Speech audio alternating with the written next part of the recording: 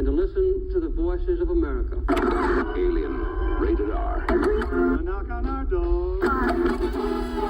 Entertainment with the newest network, ESPn. And WWE. They weren't exactly titans of American broadcasting. They were upstarts. Welcome, everyone, to the ESPN Sports Center. In this very desk, in the coming weeks and months, we'll be filling you in on the pulse of sporting activity. In just a moment, we're going to take you to the match. A very controversial match, and there is no doubt everyone... Outsiders. Now, I'm still not sure just exactly how it works. Oddities. And these are people that cannot be controlled. But the stories they told, the best of them anyway, You know, and we'll have a full tribute. were of a piece.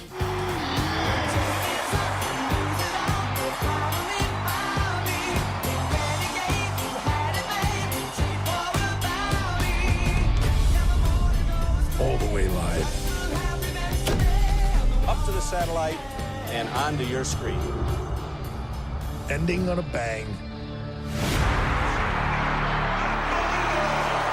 But landing with a wink.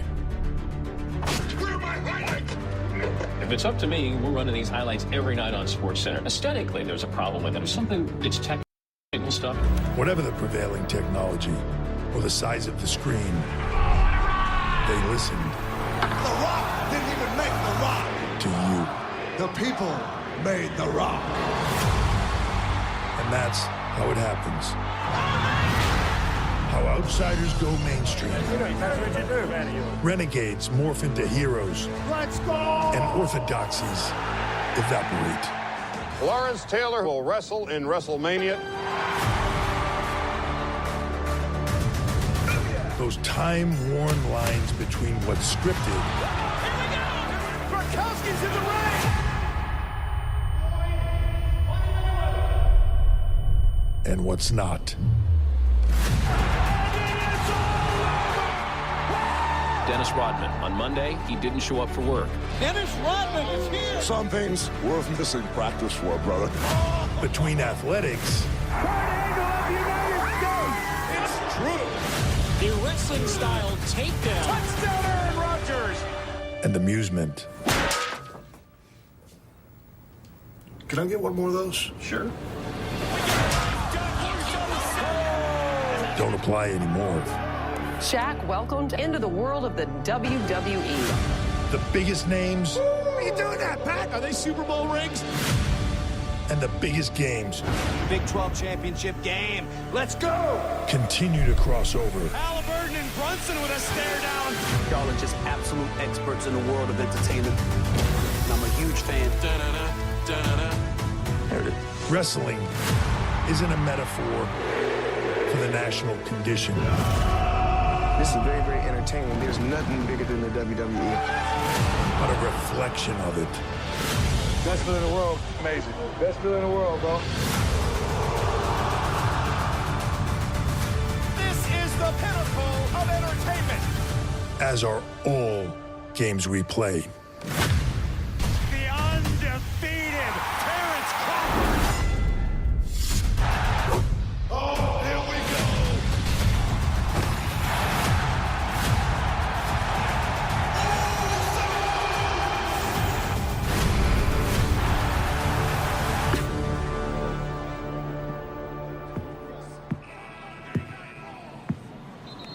Sports is entertainment.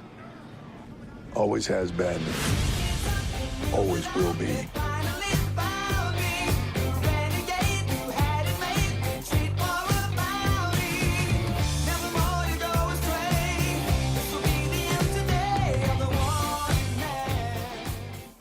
Hey, this is WWE and ECW alumni, the Blue Meanie, and you're listening to PCW. The question is, are you ready? Let me talk to you. I will give you a show like you have never, ever seen before. Why? Because I can. What do you guys want to talk about? That damn good.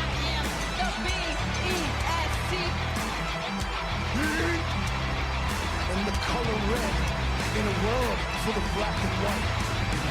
I am the eater of worlds. Yeah, if you're some man,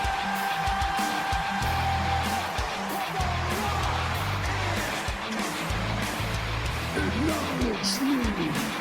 The champ is here. But to be the man, you gotta beat the man, and I'm saying, woo, right here. Hey, yo. The best there is, the best there was, and the best there ever will be.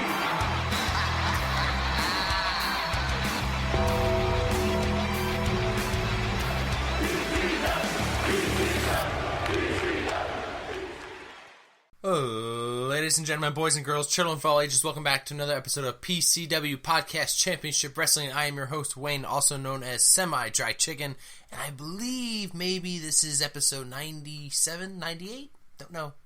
Really close. Getting close to 100. Real close. We're going to talk about the review for Wrestlepalooza. Was it good? Was it bad? Was it profitable for ESPN? Were they happy with what they got? Well, you know what? They had somebody do a review, and pretty close to how I feel about it. But we're going to discuss that and more. And we also got some numbers of how much tickets are going for WrestleMania 43, I believe. Yeah, we'll talk about that and more. But let me bring in my co-host.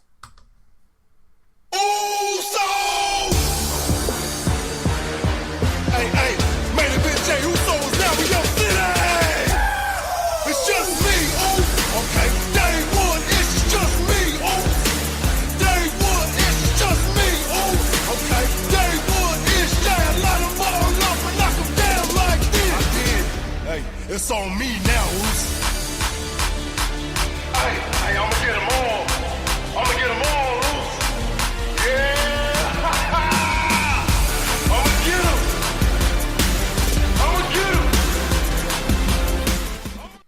Welcome back, Dre.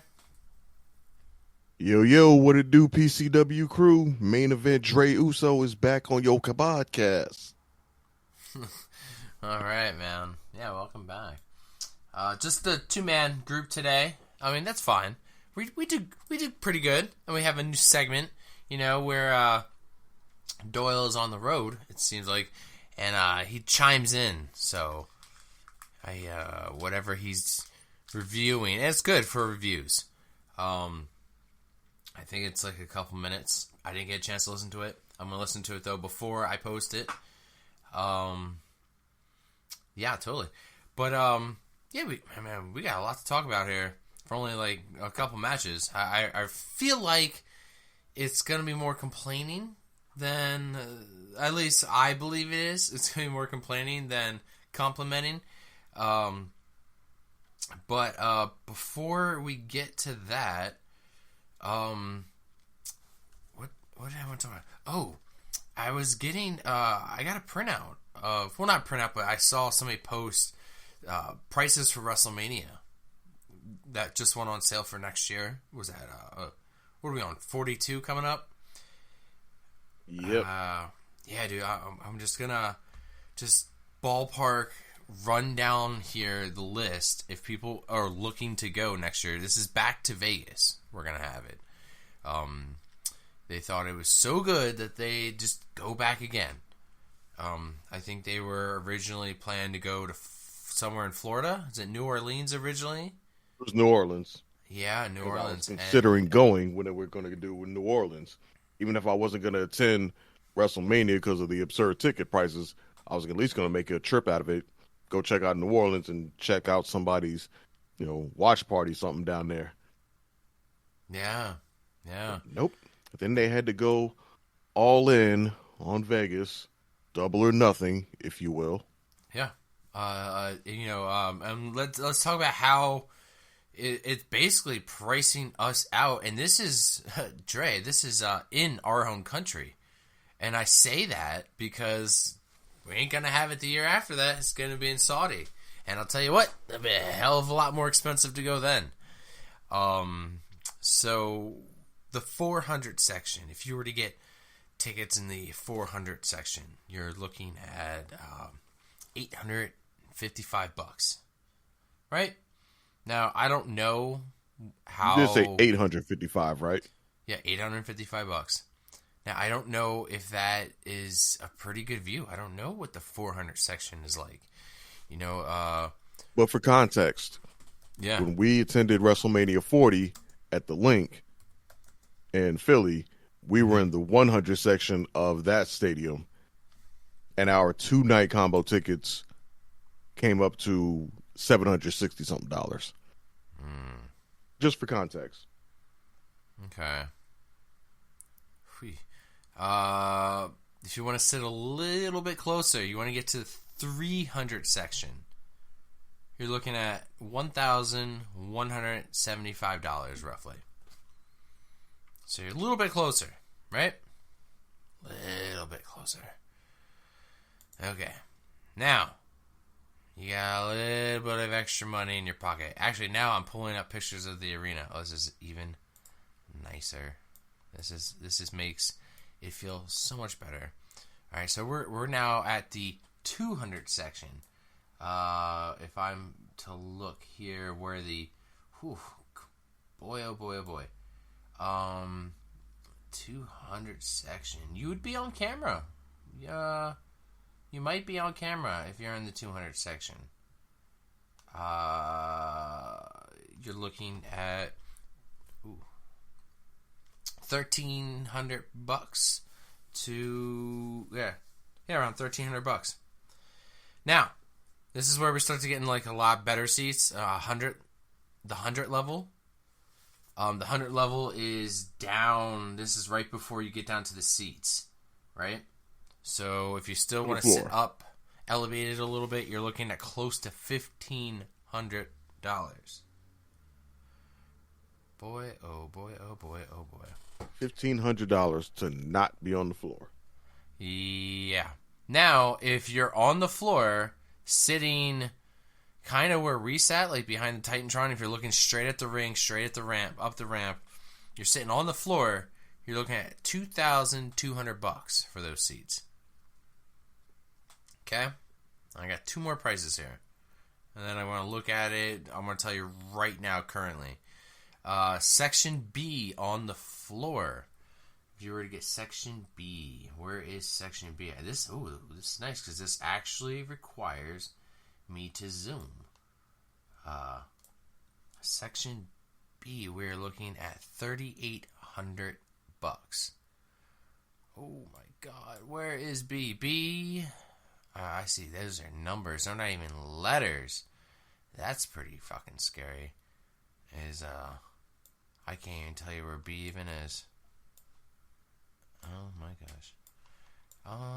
And then they have Section A1 on the floor is close to $9,000. But right now, what I'm seeing, the most expensive seats that are for sale is going to be behind commentary. Oh wow. I lie. That's not the most expensive. Yeah, nope. It's underneath hard cam. If you're looking at underneath hard cam, you're looking at always the most expensive seats. There's 2 seats left. Underneath hard cam or opposite hard cam. Oh my God. There's 2 tickets for sale together left. Dude, no way. No fucking way, dude. There's not. Nope. I can't think of one person I'd be willing to spend that much money on, let alone my fucking self. $28,803 just for 2 tickets. What the hell? That's for a 2-day pass. For a 2-day pass. Mm-hmm. But still, Dre. But people will do it. People will do it. They've definitely priced out the average person. I mean, like if we went... if we the average wrestling fan will, at this point, never be able to have a great seat at a WWE PLE. The average WWE fan who wants to attend PLEs is either going to have to blow out a credit card, or the average fans are up in the bleachers. I mean, and the people with money might get further down road, at least for PLEs. Right. Maybe somebody might splurge for a Raw or a SmackDown, depending on your location, depending on what's going on that episode. Sure, your week-to-week Raw and SmackDown, yeah, somebody might be like, you know what? It's been a while. They don't come here often. Like for example, like my locale. I didn't do it, but I could see somebody, if they wanted to splurge $1,000 for those seats, I could understand it. You know, they don't come here often. They were just here a few weeks ago, first time in 3 years. So if you get WWE in your town once every 3 years and you decide to drop $1,000 on some front row seats for an experience that, you don't get too often, I can understand that. I can understand for the average person doing that. But for WrestleMania, and you're talking basically $30,000 for front row seats, only rich people can do that. Only rich people. Yeah. The average fan will maybe splurge for your nosebleeds. Yeah. Or they'll splurge for the 400 section. Maybe if they've planned it out. Okay, I'll drop $2,000 on these tickets. If you're like a diehard super fan, first ever WrestleMania, I'm going all out, yada yada. But that's still just so prohibitively expensive that, again, the majority of fans are becoming priced out of these experiences. Yeah, I mean, like the cheapest thing. If we went where we went last time, we were looking at like almost $1,400. Double what we paid. Right. But like even the cheapest ones I can see available is maybe like $755. Still, did we?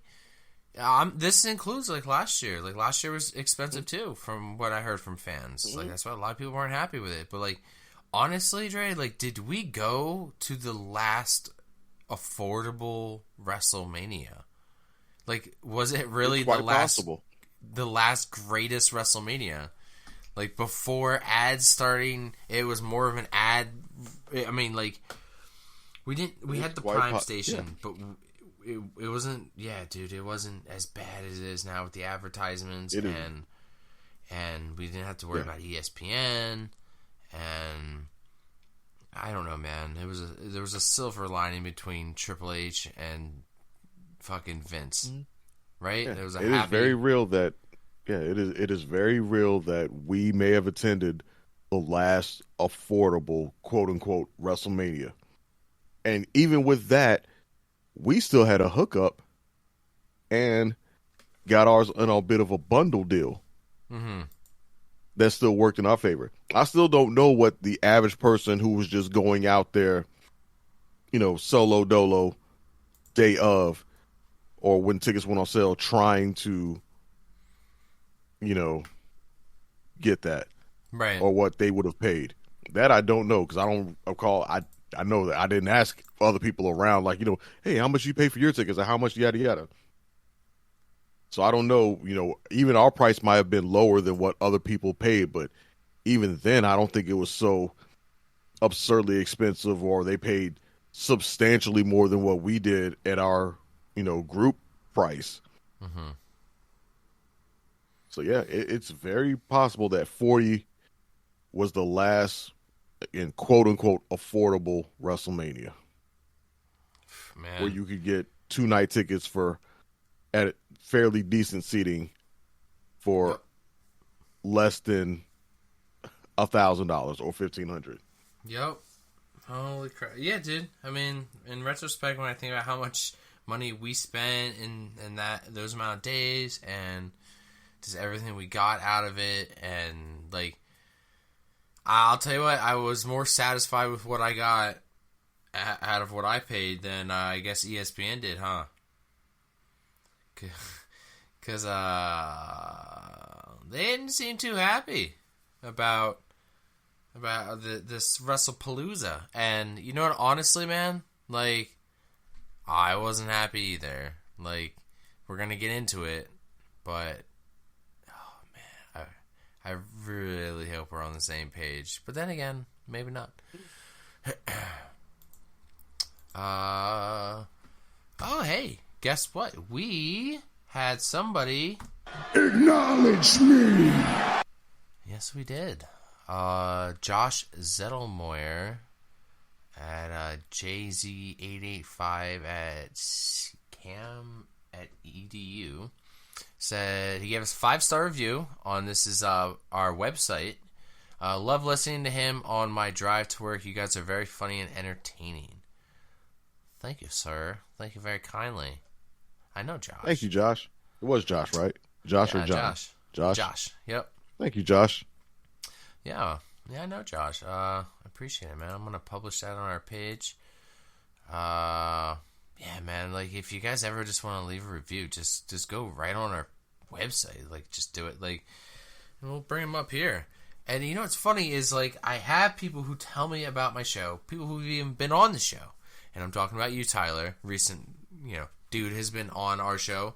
You're on your device, and don't tell me you don't listen to music on there, because wherever you listen to it, you can, clear as day, go on and find PCW. You can find us anywhere. So, and leave us a review. You know what? I even, the worst thing I'll ever do, if I ever get a hold of your phone laying around, is I'll leave a 5-star review. And I'm not going to lie, man. I'm not going to lie. I have done it. Somebody has left their computer open at my job. And they had their Spotify open, and I quickly went over to PCW and gave it a 5-star review. And not only that, I subscribed them. So now, and he's a little old, so he doesn't know how to unsubscribe, I think, or maybe he just really enjoys our content because he still tells me every time we drop an episode, he gets notified.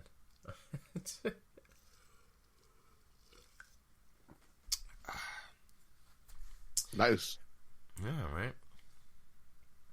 All right.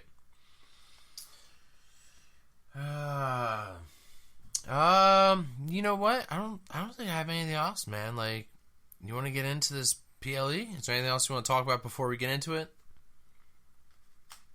Not really. I mean, we can dive in. I will talk about, ESPN's review of Wrestlepalooza. Ooh, by El Presidente. Yeah, go for it. So, all right, well, Wrestlepalooza kicked off from the Gainbridge Fieldhouse in Indianapolis, Indiana. The crowd of just over 15,000 fans in attendance. So, kicking off the show, match that previously we thought was going to be the main event, that they had kind of told it at one point was going to be the main event, but apparently, I guess smarter, cooler, or whatever has prevailed. I guess as they were finally formalizing the card. So we got kicked off with John Cena facing Brock Lesnar.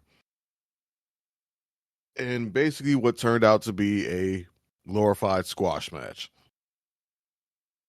Brock Lesnar started the match dominating, beat the shit out of John Cena. John Cena attempted a comeback, hit like 3 AAs. Brock Lesnar kicked out. Brock Lesnar said, "I'll see your 3 AAs and raise you 5 F5s and 1, 2, 3." My personal opinion, that was a giant waste of fucking time. For this to be Cena's final run and all this hype, Cena versus Lesnar, yeah, hey, big names, yada yada, might main event. And we basically just get a rehash of, what was it, their SummerSlam match or whatever from years ago when Brock Lesnar came back and took John Cena to Suplex City. except maybe not as many suplexes, but still basically just whooped his ass, dominated him, pinned him. Like, that was... Nobody wanted to see that. Nobody was rooting for that. Nobody was going for that. I know we speculated that Brock Lesnar might win if there was going to be a rematch and, you know, we see John Cena eventually overcome or what have you. But if that's how the first match is going to go, not just from it being a squash and dominating, but still the same boring spam our finisher bullshit, who the fuck wants to see any of that again? Again, I never wanted to see it in the first damn place, but that damn show ain't gonna have nobody clamoring for a rematch. That's not gonna have anybody clamoring for John Cena to overcome Brock Lesnar in the tail end. That's just a waste. And for at this point where he has so few matches or so few appearances left, period, and we wasted one of them on this squash match. Which, by the way, I said, for the record, I said beforehand, I didn't want to see this match because I felt like it was a waste beforehand, but this just doubly reinforced that notion for me. And, yeah, just why? Other than the fact that it's ESPN, it's their first show with ESPN, we need to make it quote-unquote big, so we got to have big names, so... Bigger name is there than Brock Lesnar, I guess, and John Cena, and biggest names we got, throw them in a match. Whatever. Fucking waste of time. What are your thoughts on this one, Wayne? I'll tell you what, man. Right out the gate, let's go. I'm pretty pissed myself, man. You know, I should have known when the match got moved last minute. That's kind of, I think, when the decision with backstage was kind of changed, because I think the original plans was for Cena to go over. I don't know exactly why they changed, what their bigger picture is here. Because I'm a little confused, man. Like, I'm reading here on Sports Illustrated that the Never Seen 17 WWE World Champion is not expected to be back on WWE programming until Saturday, October 11th, when he is scheduled to appear at Crown Jewel in Perth, Australia. Cena has also been booked for 2 episodes of Monday Night Raw in November in Boston and New York, respectively, as well as Survivor Series, and finally his retirement match will take place at Saturday Night Main Event in December. That's the other one I couldn't remember. Yeah, so like five dates left, work man. Earlier about.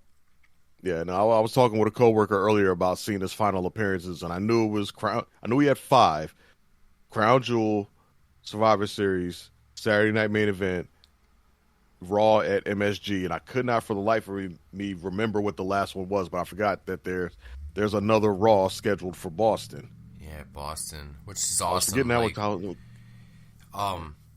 or did we already do that? Was that Raw or SmackDown that was just at Boston though? Wasn't that? No, but we already had that but, one? SmackDown. I know Brock showed up to SmackDown looking for Cena, and I was like, well, dude, like, he's not here, like, because John Cena's on Raw, you dumbass. But yeah, well, they did the thing with John Cena's last ever SmackDown appearance. Yeah, that was another thing. But it's like, Brock, did you not watch SmackDown like last week? Cena was here last week, and he was like, I'm never coming back. Dude, come on, man. Like, Brock, you need to watch your own fucking product, man. Keep up. He showed all the way up there. It was like, where's John Cena? Give him to me. I was like, dude, he's gone, man. That was like last week. He don't go here no more. Brock don't give a shit enough to follow the product.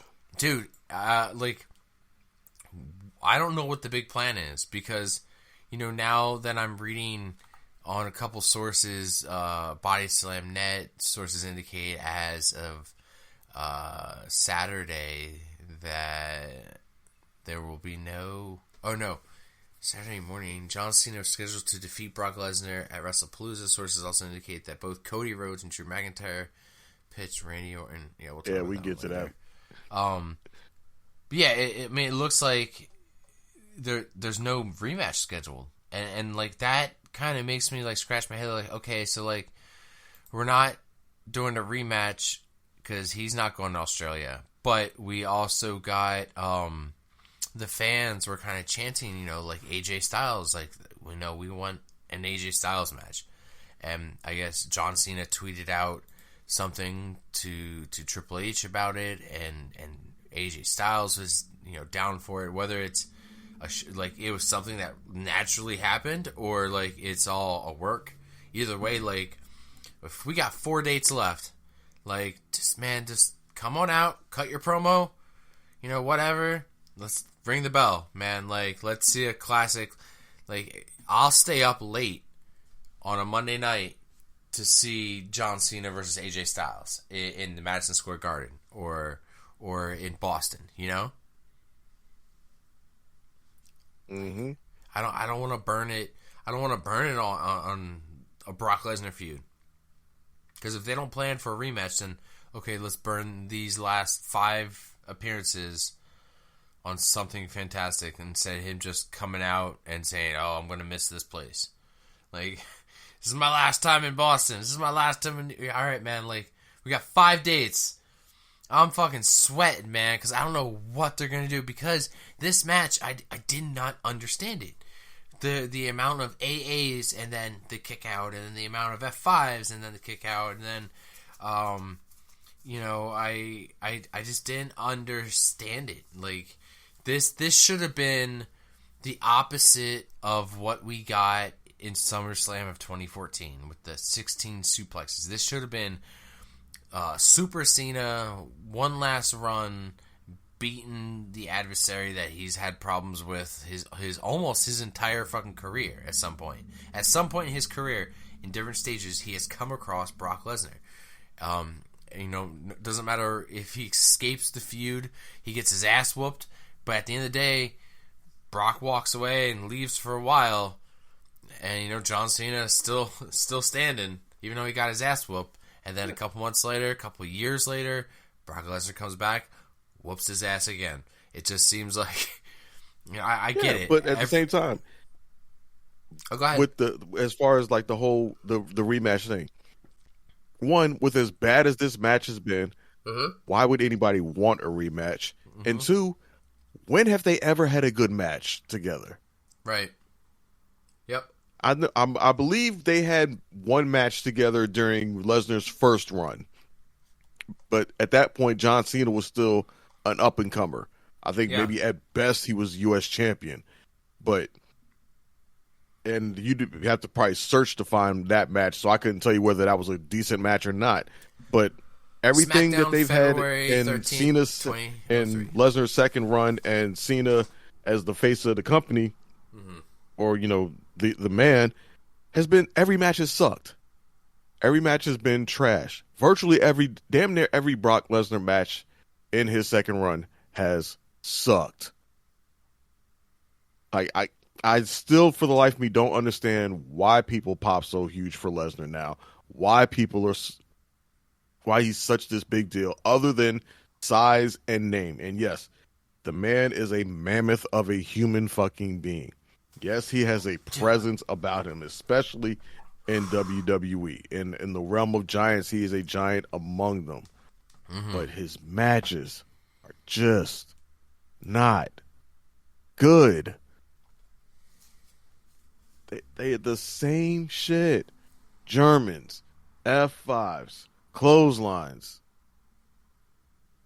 Like, if I could say the one Lesnar match that he had that I thought was entertaining, it would be the last man standing match he had with Roman Reigns at SummerSlam.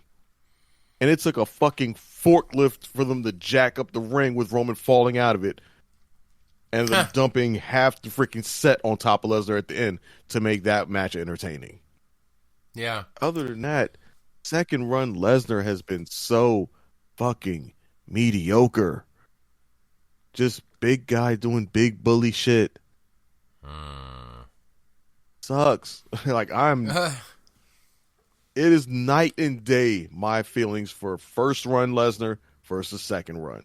Yeah. First run Lesnar was a goddamn legend. That man was putting on classics with Kurt Angle. That man had Iron Man matches with Kurt Angle, WrestleMania moments. He made me believe that Big Show had finally found his muse to be a permanent big name main eventer, because he and Big Show had chemistry in the ring together. Big Show, the guy who was just big, slow, and the Show. That was it. He's the Big Show. Yeah. That's it. But him and Lesnar in the ring together worked. Yeah, right, it right. was It worked. so perfect together. Him and Big Show and Lesnar could have been like Rock and Triple H in the ring together. That's how good first run Lesnar was. That he made a main eventer, a legitimate bona fide main eventer and rival, and compelling feud with the Big Show. This motherfucker, this post UFC dude, is just so fucking boring to me.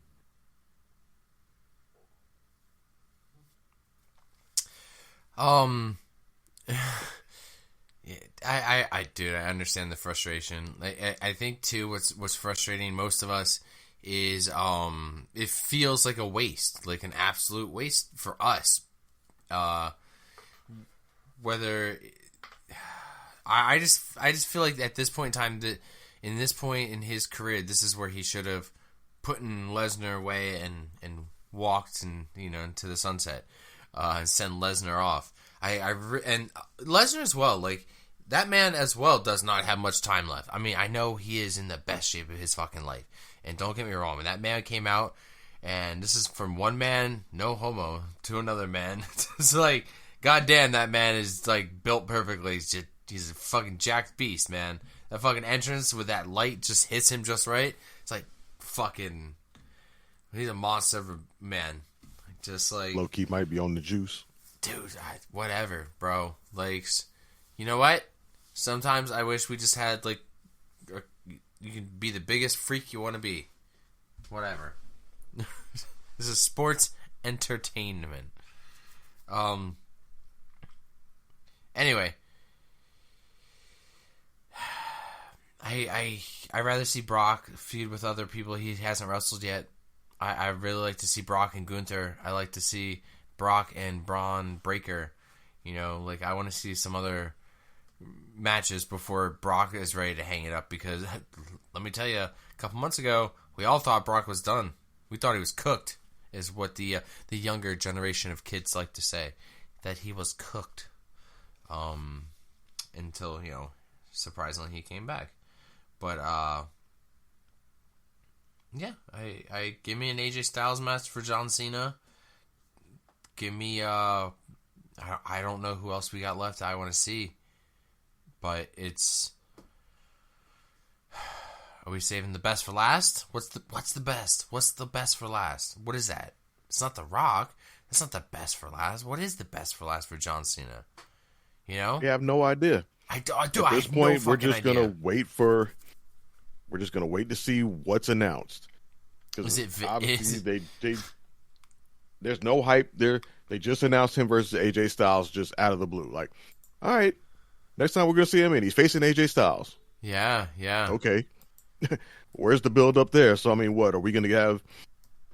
Like, John ain't gonna be on no Raw or SmackDown or nothing between now and Crown Jewel. So what are we just about to have? A couple of weeks of AJ Styles coming out here cutting promos? Like, no build-up. There's literally none. There's no build-up. There's no hype. It's like, all right, here's the next one. Wait for it. Okay. And then after that, man, maybe we might get some hype build-up for a Survivor Series, because he might have an appearance or two. I don't know when the Boston or MSG Raws are scheduled in between Crown Jewel and Survivor Series, so maybe we get a match. Or, I mean, maybe we get an appearance for some type of build-up for whatever the fuck he's going to do. But at this point, we just bring on the end. I have an idea, man. I have an idea who it is. What, his final opponent? Mr. McMahon! Fucking Vince. Oh, God. That'd be the biggest shock in all of the world. All of the world. No, thank God. It won't be Vince. Yeah, I have no idea. But anyway, that match you were referring to, some older John Cena, Brock Lesnar matches. If you really want to go back and dig, a lot of these are in SmackDown. First time they crossed paths was SmackDown, September 19th. Yeah, because they were both on SmackDown at the time. Yep, September 19th, 2002, a squash match. November 13th, 2003. That's a SmackDown. That was a Fatal 4-Way. Or, no, I think it was a tag team. Yeah, tag team. With Benoit and there was the Big Show involved. Then Backlash 2003. This is when I get there. That might be... he defended his WWE Championship against John Cena in the first ever pay-per-view match. I think that was a pretty decent one. And then there's SmackDown February 12th, 2004. That one had Eddie Guerrero as his partner. Oh my God, some of these are just goofy. It's just like, I'm trying to look for like, a lot of these involves like other people, like shenanigans. Yeah, they didn't have any matches with them at their peak during Lesnar's first run. Exactly. That's the thing is like John Cena wasn't at his peak during Lesnar's first run. John Cena didn't come up until Lesnar left. Yeah, you know what? Before Lesnar left, John Cena was in the mid card. You know who we did that with? We did that with a couple guys where it's like these guys, the prime and the time to do it, that window's gone. I think we had that with Goldberg and Brock when they tried to do it again. I feel like Goldberg and Undertaker. We also had the oh God, what was another one that was Bobby Lashley and Brock Lesnar was past their prime. Yes. Bobby Lashley and Goldberg was also that too. Like, it's like these matches were like, dude, if you would have done it in like the Ruthless Aggression era when these guys were like, peak. Goldberg's whole WWE career was past his prime. Yeah. Oh my God. Yeah. It was a little too late. But what could have been? But yeah. So what a disappointment. What a disappointment! Like when it happened, I was like, me and a couple people, because I like to throw PLE parties, and so we had the TV outside, we had the bonfire going, we had chicken on the grill, and we're enjoying this opening match, and I'm like cooking the chicken on the grill, man. I'm thinking this is gonna be a lengthy match, and it was over in 8 minutes and 50 seconds. Set. Bummer.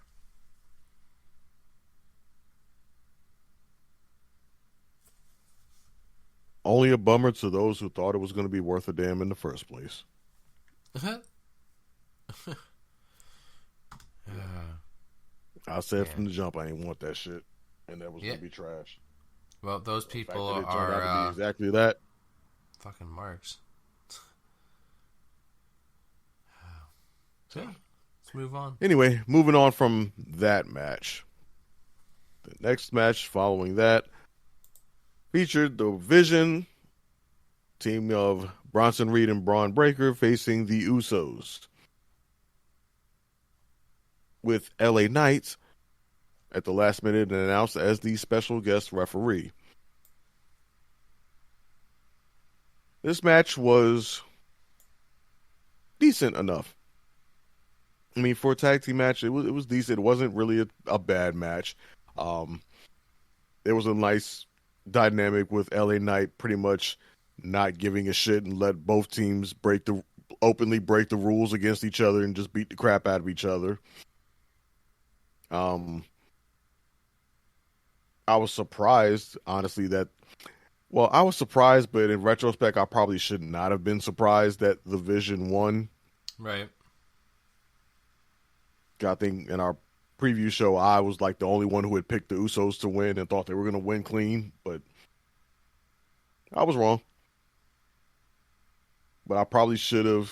It made sense for them to win because obviously they're building them up and giving them a win over a team the caliber of Usos makes sense. I can't really think of any noteworthy spots in this match other than Jay accidentally busting himself open, cracking, what was it, Braun Breaker over the back with the chair, and then the chair ricocheted back and hit him in the head, causing a gnarly gash, I guess, right at his hairline, causing him to bleed substantially. I mean, Braun Breaker kind of hit the spear on both of them through the tables, but it ain't really had an impact like you thought it was because it was kind of slow and delayed. Props to LA Knight, though, for helping, I guess, get Jay in this position after he clobbered himself with the chair. Like, there's a video out there of him kind of guiding the match after that point, you know, telling Jay, you know, get ready for the spear, and then going over to Braun and telling him, you know, deliver the spear, to which he then does, which was followed up with the tsunami and that. So props to LA Knight for helping them manage and step in when Jay was clearly rung his own bell, and you know, in that moment you don't know if he's concussed or all the way there or what have you. So, but other than that, I mean, it was pretty much a straightforward match. Nothing really noteworthy or special about it. Vision got the win. That was that. What are your thoughts on this one, Wayne? I mean, for the Vision, it's a big ass win. I mean, beating the Usos. That's a good accolade to have, just to brag about, you know, because they couldn't beat Jay and Roman, but they could beat Jay and Jimmy. And I don't think we had the OG Usos. You know, it seemed like I was kind of disappointed in that, but I don't know. Is something's going on with Jay, man? Something is going on with Jay. He's a little bit more aggressive, even with his yeets. I mean, like, are we seeing a slow heel turn? I don't know why they would do a heel turn with Jay, considering how popular he is with merchandise sales and everything. There's no reason for him and Jimmy to turn on each other. I honestly wish they kind of would have kept them separated until the PLE, because then they would have reunited for the first time in a while. That would have been awesome, but they did it too soon. I didn't like the fact that they added LA Knight. I don't think it was even necessary, but it honestly caused more problems than solutions. You know, there's a couple times where I saw LA Knight turning his back when shit was getting done illegally. So he's a shit ref, you know? But at least he was fair about it. He did it on both sides. Right, both sides. I wonder if Jay getting hurt and them ending that match a lot sooner than planned. I mean, it was still like 17 minutes, 12 seconds. I mean, it was still 17 minutes. I think that was... Exactly, yeah. Maybe they were shooting for like the 20-minute mark. But still, like, I think they, you know, it was a mediocre, in the middle of the road type of match. And then them getting both fucking speared through the table. I just hope, you know, Jay's okay, because it would suck for him to get concussed and have to be out for a short amount of time. Just anybody getting concussed. Hell, we even have it right now. I mean, you know, a little off wrestling subject, but in like the Marvel world, Tom Holland just cracked his head filming Spider-Man, you know, and he might have a concussion. Now, I guess, now even he doesn't remember that he's fucking Spider-Man. Fuck. Well, granted, there's a big difference between an actor that you're banking millions of dollars on, getting a return on for a film, versus one wrestler who, granted, may be making over $1 million a year, but not making millions for that one match on a singular project. And of course, obviously Jay is okay because he worked a match 48 hours later on Raw Monday. Him and LA Knight had a match, so clearly he's good to go. He even posted so on social media after the PLE saying, I'm good. So seemed like he just kind of it hit him, busted him open. He was stitched up. Yeah, and go on from there. I like when wrestlers do that, reach out to fans and let us know that, I'm not really, I'm good. Because, we care. Because, that means so much of, storylines and whatnot. And changing of certain matches at PLEs and, hell, even changing the course of history. Just from an injury or something like that. Oh, yeah. Definitely that. Yeah. Oof, man. Paul Heyman fucking busy this night. I forgot to mention that. Paul Heyman coming out with Brock. It was awesome. Oh, yeah. Awesome. Yeah, Paul Heyman did introduce Brock Lesnar, which, just further exasperated the disappointment of the match itself because he had all this hype and build up. Oh, dude. Just for the bullshit we got after the bell rung. Oh, dude, think about all those fucking kids he came out with in his entrance. The fucking, more like Break-A-Wish Foundation. They were all like, I want you to win, Cena. I'm gonna win, man. I got 5 more appearances after this. I'm gonna win every single one of them. Watch me go out there and conquer it. And he's gonna go out there. That kid watched Brock Lesnar beat his ass. He's just fucking oh, man. I mean, it's true, right? I mean... Yeah. I mean, you saw the photos of the kids and shit crying afterwards. So. Dude, the photos of the fucking kids crying. I can't even. That is going to be, the thumbnail for this fucking episode.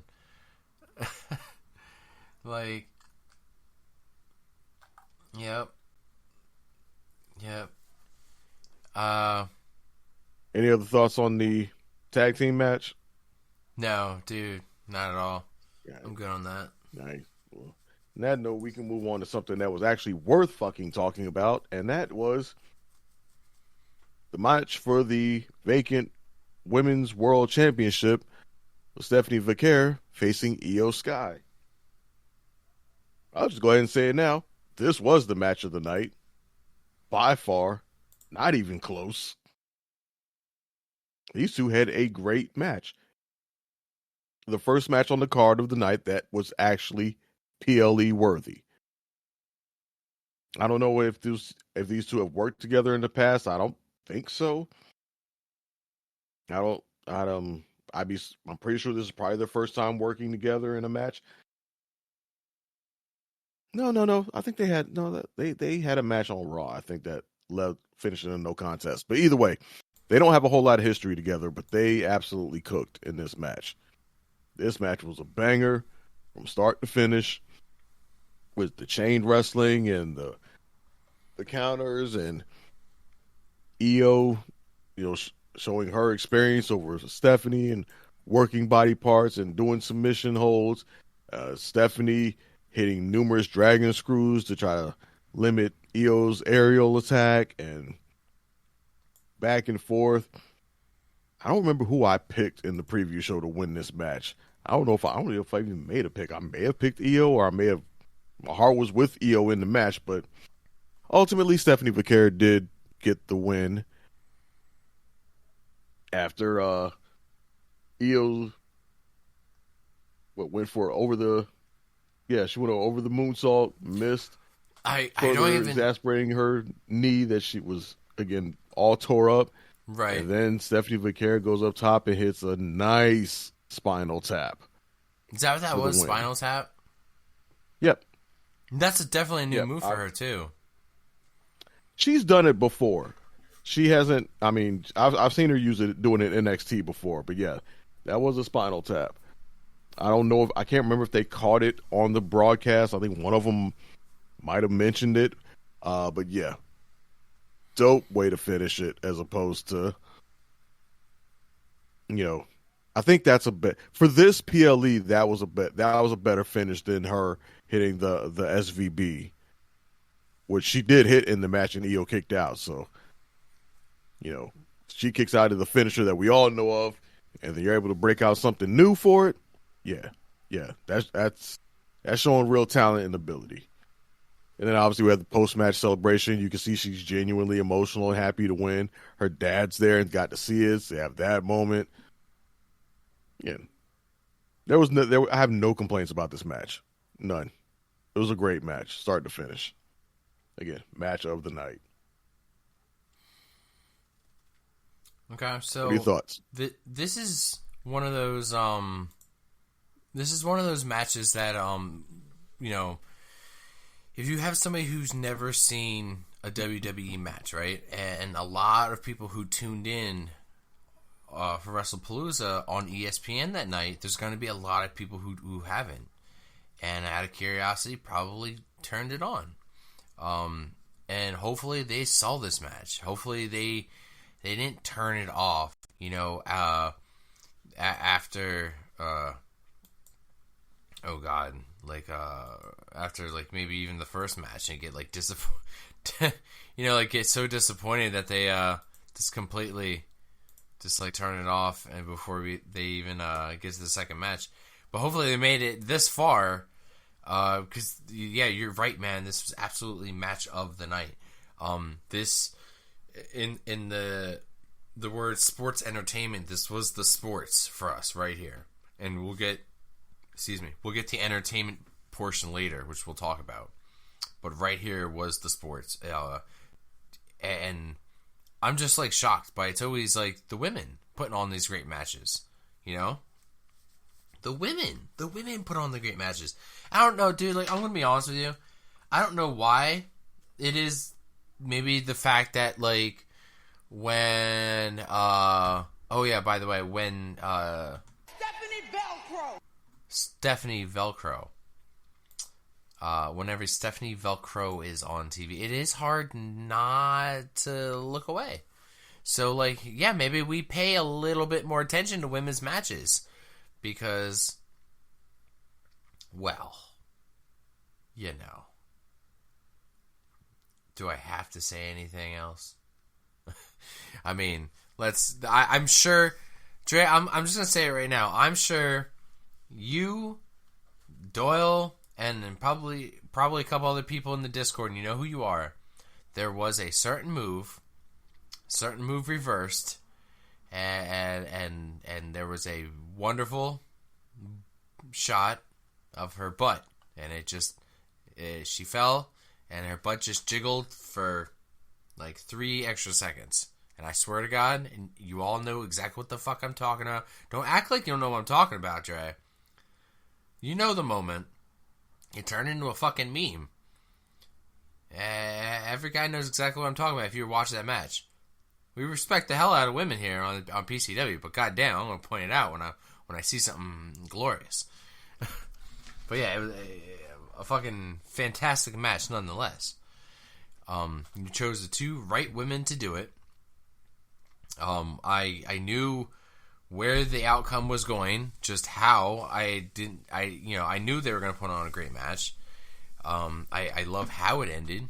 It was great. There was no interference, none, which I thought there was going to be. I'm glad there was none. And then we saw that kind of unfold on Raw with Asuka and Kairi, finally turning on Io. And we've seen week after week after week of Kairi kind of being torn in the middle of Asuka and Io. And if you don't believe me, I can play you a little clip here. So. Oh, right.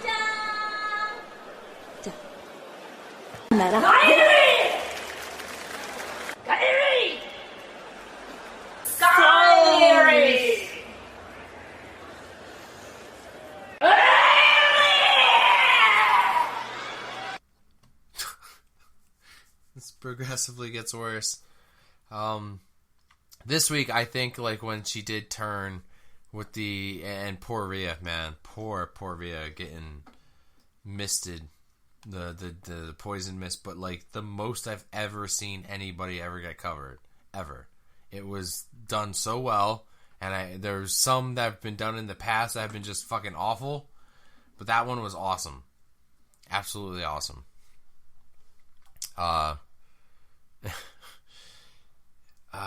You know, I lost my place here.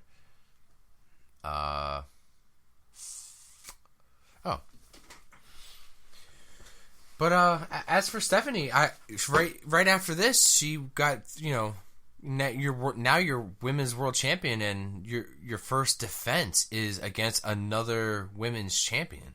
She's going right to. It's not really a defense at this point because yeah, correct. But you're representing that title, they're just though. Both competing for that crown jewel thing. Yeah. So hopefully she will actually have a meaningful title run, right? Where she actually does have legitimate challengers with some genuinely good storylines and good build up. Right. For now, she's probably just gonna tread water till crown jewel, where she faces Tiffany, maybe Tiffany, WWE Women's Champion. Yeah, maybe Tiffany. I mean, but yeah, hopeful that she actually does get something going, and her title run isn't, you know, forgetful like Io's last run was earlier this year when she was the Women's World Champion, and she defended at WrestleMania, and we barely saw her again after that until Money in the Bank or whenever, when she was her next title defense, where she lost to Naomi. Yeah. Like, I hope we don't get something like that. Hopefully they give Stephanie Vaquera a better title run with noteworthy matches. Right. And I think going into Crown Jewel, like, an interesting matchup. I mean, I really hope that Tiffany Stratton retained, because, I mean, Nia Talk about another lackluster title run. I mean, like, come on, man. Like, you're going up against somebody who's been retaining that title for a very long time. And probably give Stephanie that win, because then that would be a loss for Tiffany, but a huge win for Stephanie, and Tiffany still holds that title, but that's a huge win for Stephanie. I don't know. That's my opinion. Tiffany's almost certainly gonna. The very fact that Stephanie, the moment that they reminded us that this Crown Jewel Championship was going to be up, I knew Tiffany Stratton was going to go in as champion. Right. And especially the moment that Stephanie Vaquera won, because they're not going to put, as good as Stephanie is, they're not going to put Stephanie Vaquera in a match with Jade Cargill, because Jade Cargill isn't quite experienced enough yet for that. They're not going to put her in a match with Nia Jax. Not that that would be a bad match, but for Crown Jewel, they're going to want the biggest names. So that's going to be Tiffany Stratton, because she's one of the most popular women on the roster right now. So they're going to, and those two together should be able to put on a great match. Right. So, yeah, I mean, it's the match that's happening this Friday on SmackDown is basically a foregone conclusion. And it kind of makes me not want the match on SmackDown to happen, because it's a foregone conclusion that Tiffany Stratton is going to retain, and that just means once again she's going to be beating Nia Jax again, as if they haven't beat that horse into the ground enough, and she's going to get a win over Jade Cargill again after having the win at SummerSlam, and then we get the no contest match at, what was it, Bad Blood or whatever it was, where they had the match that ended in no contest. Yeah. No, that was SmackDown. What am I talking about? I think it was SmackDown. Yeah, it was SmackDown where they had the title match that ended in no contest, and then now we're gonna get this win again. It's like, I ain't got nobody else for her to face. Just gonna keep defending against the same people. Like it ain't doing Nia Jax no favors. It ain't doing Jade Cargill no favors. Right.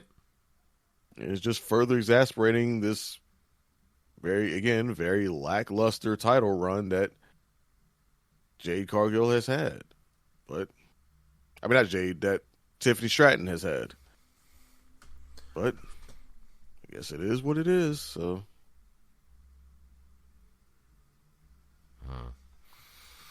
but at least we'll have something to look forward to in the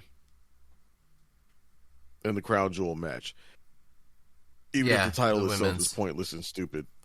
Yeah, at least it'll be a good match. They're now giving out rings, so they're going to be like Super Bowl rings now, I guess. Well, they got rings last time. So.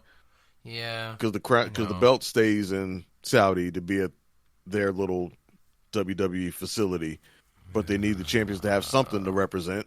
So yeah, we'll talk about take that. the ring back to the States with you. We'll talk about that when we get to the last match. But before we do that, I want to take a quick break. I have to use the bathroom, but we're also going to play, while we're on break, Doyle's review. So we're going to take a pause for the cause.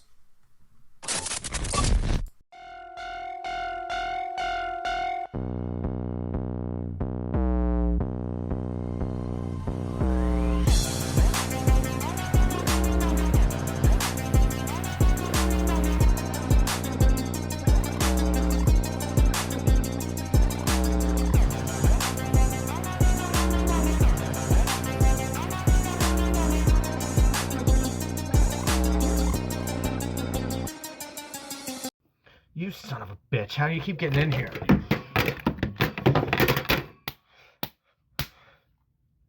Oh, you're with the pod. Why didn't you just say that? Well, in that case, it's me. It's the Doyle, and I'm here to give you my quick thoughts on Wrestlepalooza, presented by Xfinity, though not available to watch on Xfinity. That'll be the end of me biting the hand that feeds. But I think an important point to make nonetheless. So what was our first match here? We had Brock Lesnar and John Cena. And if this match proved anything to me, it was that they had absolutely no plan whatsoever for John Cena's last year, and they still don't. Because this match made no fucking sense. I think the theme of Cena's last year might be, what the fuck was the point of this? It seemed like maybe they were setting up a rematch, but we've already found out that it's going to be Cena and AJ Styles at Crown Jewel in Australia. Another thing that doesn't make any sense. And that's all well and good, but like what good does having Brock destroy Cena do? I really don't understand. Big props to the fan that had a sign that said something like, he shouldn't be here and we all know why, or something like that. And we certainly do know why. Also, Brock certainly looks like he's been taking his vitamins. That looks pretty clear. Although he also looks like he's been skipping leg day. He's out there on little chicken legs and this giant roided out upper body. Kind of weird looking. But yeah, I just don't understand the point of this at all. Maybe we're going for Team Cena versus Team Lesnar at War Games, something like that. Lesnar probably recruiting the Paul Heyman All-Stars, and Cena recruiting the Babyface All-Stars. I don't know. It just seems like a big, what the fuck is this burger? And I don't understand. Moving on.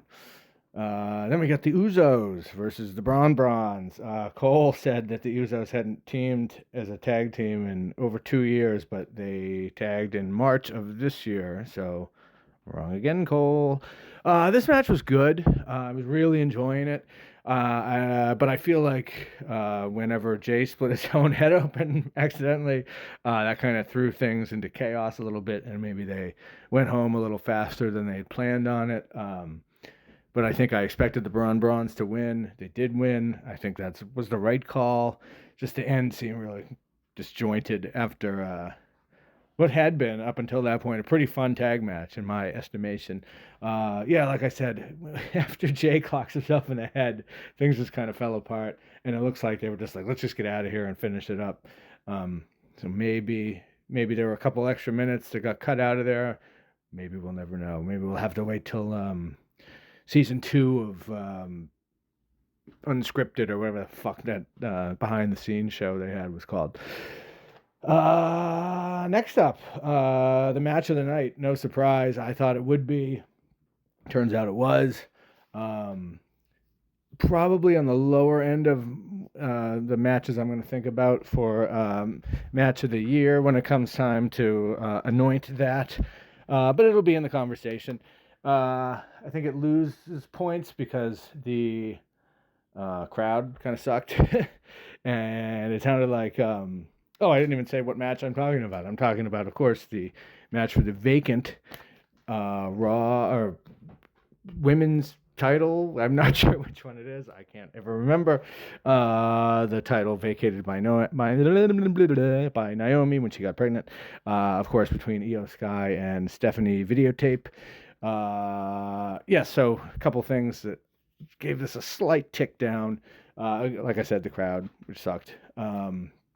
And apparently Stephanie Venmo has been dealing with flu-like symptoms or something all week. So maybe she wasn't quite 100%. Still looked amazing. But just those two little factors, I think, would maybe take this, from the match of the year to maybe the 4th or 5th best match of the year. Still pretty lofty company, I think. But yeah, this was a great match. Really fun. Really well done. Two of the best going today, I think. Of course, in Io and Stephanie Ventriloquist. And she's just fucking incredible. I think I said on the preview show, and I often say, it's too soon to put a belt on so-and-so. It's too soon. They're not ready. But, I mean, shit. I think this is maybe the exception that breaks the rule, right? Stephanie Vestibule is obviously an elite world-class talent. She figures to be around for a long time, hopefully. Certainly won't be the last time we see a belt on her, I don't think.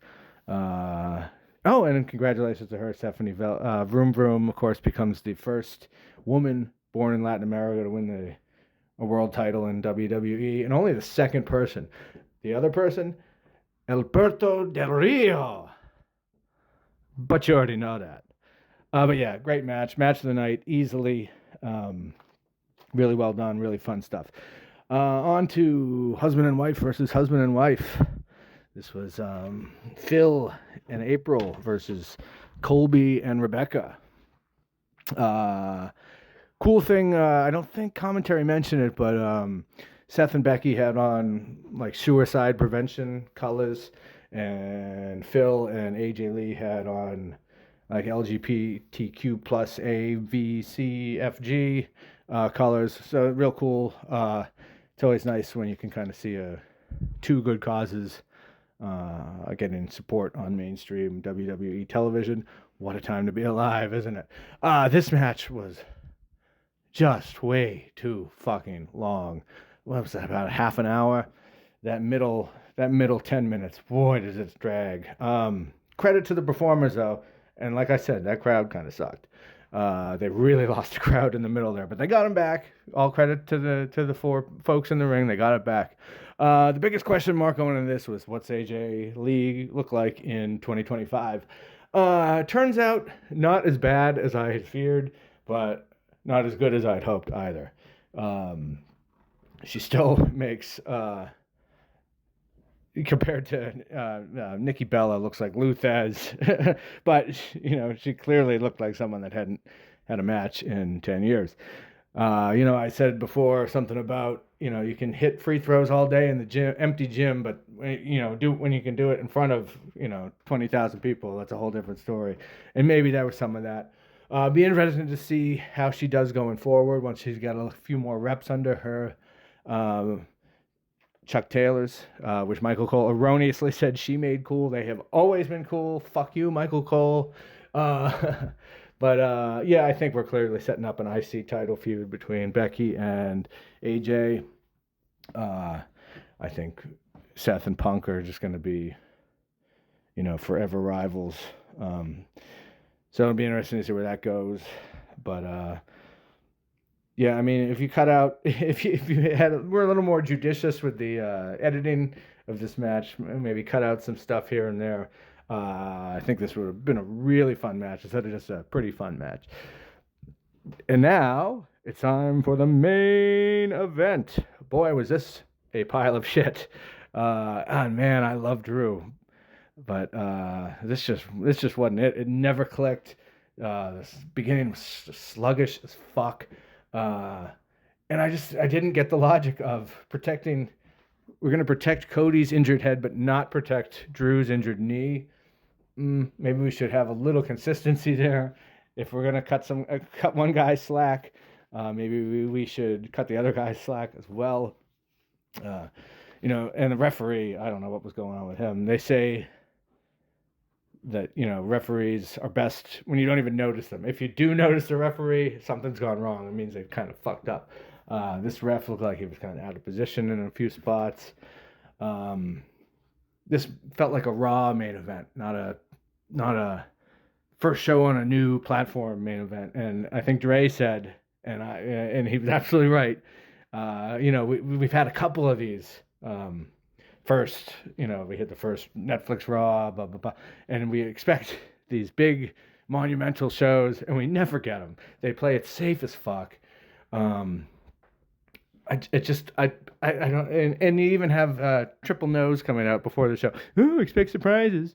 Well, the only surprise was that we're announcing Stephanie to the Hall of Fame 6 months early or whatever it is. Like, why? Is it like...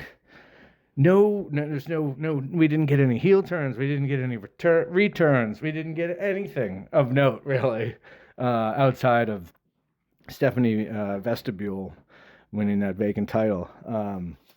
So, yeah, this show just wasn't really that great in my estimation. And kind of an inauspicious debut on the Mickey Mouse. Who's that? The Mickey Mouse Network. So, I mean, of course, as with all wrestling shows, there was, or most wrestling shows, there was good stuff to be had here, no doubt about it. But overall, it just wasn't it for me. But we're chugging right along with another pay-per-view in 3 weeks. So we get another bite at the apple back in Australia sooner rather than later. So we'll see what happens at... whatever the hell it's called. I know I said it earlier and I already forgot. Crown Jewel, I think, right? So yeah, that'll be interesting. It always is. Now back to you guys. Enjoy the rest of the show. Let's go Red Sox.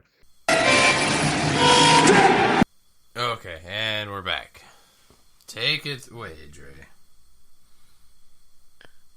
All right, so match number 4 on the card. Probably the one match on this thing that actually had some genuine hype and build-up and story behind it. CM Punk and the returning AJ Lee facing the other married couple, Seth Rollins and Becky Lynch. And to your point that you mentioned earlier, if Stephanie McCarron and Io Sky was the sports entertainment, this match was definitely the entertainment side of it. Not to say that the match itself was bad by any means. No, it was a good match, but it was definitely it leaned on the more entertainment side. There was definitely some spots in here that were clearly put in to play up the marriage couple factor, like the one spot where Punk and Rollins were, going at it in the ring, and then their wives step in and push them back, and you can see her saying to Punk, I got this. And then Becky and AJ turn around and start wailing on each other, and then Punk and Rollins get back into it, and they start wailing on each other. Clearly, that was done for entertainment purposes. That's just the pure entertainment part of sports entertainment. But there were other good parts of the match, too, where AJ Lee was laid out and Punk had his wife bench pressed over his head like he was going to drop her on AJ, and AJ rolls out the way, so he just basically gorilla press slammed his wife to the mat. The other parts matches where when Punk and not Punk, when Rollins and Becky were doing their best to keep Punk from tagging in AJ, and then all Becky has is just his leg, and he just like is like Punk realized like, wait, you can't hold me back, so he just starts hopping back towards AJ, and then just stops, blows the kiss at Becky Lynch, then tags in his wife. So yeah, this was a very entertaining match. Mm-hmm. Definitely. I mean, you know, AJ, for what it's worth, you can see a little bit of rust there, but not much at all. She looked good in the ring. Becky definitely did overtime to get her over and make her look like $1 million in there, helping her out. But AJ held her own. Like, again, she didn't look like some lost kid out there trying to relearn how to wrestle again. You know, she managed to fall right in place, and whatever rust she had off, she managed to shake off a good amount of it fairly quickly, and eventually got back into her groove. But yeah, this was probably the second best match of the night. Dude, what are your thoughts man. on this one, Wayne? Yeah, dude, you're right. When I said before that, earlier we got the sport, when we got that women's match, that's where the sport was. This is where the entertainment was. Clearly, the build-up for this has been quite some time. Huge return, 10 years she's been out of the ring. She looks fantastic. I think she was great in the ring. I a little bit of ring rust. I think she got it off in the Performance Center. I think she was great. It's awesome, the chemistry all four of them had. Because I've heard that even CM Punk and Seth have become quite good friends backstage. And have such a veteran like AJ Lee come in, and it's crazy to think a veteran with AJ Lee, even though she's still pretty damn young, man. I mean, what is she? Let me see here. She's 38. 38, dude. I mean, that's crazy considering that Becky Lynch is also 38. But it's just the different times in their career. But now we're getting them. It's perfect. You know, like, we're getting them at really high points in their career. Like, I just hope that she sticks around for a while, because it seems like, you know, she's going to be gunning for that Intercontinental title at some point, which would be awesome. I think this feud has definitely elevated that. Technically, Becky Lynch is older than AJ Lee. Oh, by a few months. By a few months, okay. It's fucking bananas. Yeah, only by like 2 months. Right. Yeah, and then you got like Punk is like 46 and Rollins is like 39. But like, yeah, she, I mean, wearing the old ring gear and everything. I mean, it looked like she just never missed a day. Like, never missed a skip, No pun intended for her. But, yeah, dude, like, so many funny fucking moments in this match. I hope we get more of these two, or these four, I mean. Because, like, some of these matches you just want to see once and done. But, dude, this was a good mixed tag match. The fact that we saw a little bit of action going from everybody. Everybody put their hands on each other in one way, shape, or form. I fucking enjoyed it. I was like, dude, let's do this again. Let's run this feud back, the four of us. And I know right now, Seth is now tied up with Cody. And so that kind of puts Punk and AJ Lee on the back burner, I guess, for the next 3 weeks, and then maybe we'll return. I guess we're gonna have to return to that. We should. Please don't move on from this. Granted, how it ended with the her very unique tarantula, like hold. I think that's also an awesome finisher. Making Becky tap out, with the. I think it's the Black Widow, I think it's called. So, if anything, that'd be cool to see her make Becky tap out yet again, but, on a one-on-one for that Intercontinental title. I mean, AJ Lee winning the Women's Intercontinental title in 2025. That is something I don't think I would have thought of. Nope. That'd be cool. So, I did. Yeah, enjoyed this match. Enjoyed the hell out of it. Yeah, it'll be interesting, I guess, to see where it goes from here. I mean, there's really not much reason for them to continue on beefing with each other at the moment. I mean, obviously, we saw kind of on Raw that Becky was still steaming about it, so maybe there's room for AJ and Becky to continue their feud, perhaps over the Intercontinental title. But if they want to deviate for a while, maybe somebody could interject themselves in between and get in AJ's way on her path to get at Becky. Because right now, yes, we know AJ Lee is back and she's full-time, so clearly this isn't just pop up for the program and then peace out. So, but right now she really has no other focus other than Becky Lynch. And Becky seems to be preoccupied with her, so probably that's where we're going to go for a while. But I wouldn't be opposed if somebody kind of just got in between them two, and we got a diversionary feud between AJ and somebody else before we revisit AJ and Becky Lynch. Who that person is that could get in the way, don't know. Yeah, but I wouldn't be opposed to it. Right. Or we could just do the whole AJ Becky thing, let them wrap that up one way or the other, and then from there, go with AJ mixing it up with some more of the new blood. I mean, there really ain't nobody on the roster that's still there from when she was, other than, well, you could say Naomi, but she's out pregnant, and Natalya, maybe. Ew. But other than that, pretty much everybody on the women's roster right now would be a new opponent for AJ. Yeah. So the possibilities the possibilities are virtually endless. I want to see AJ Lee versus Liv Morgan.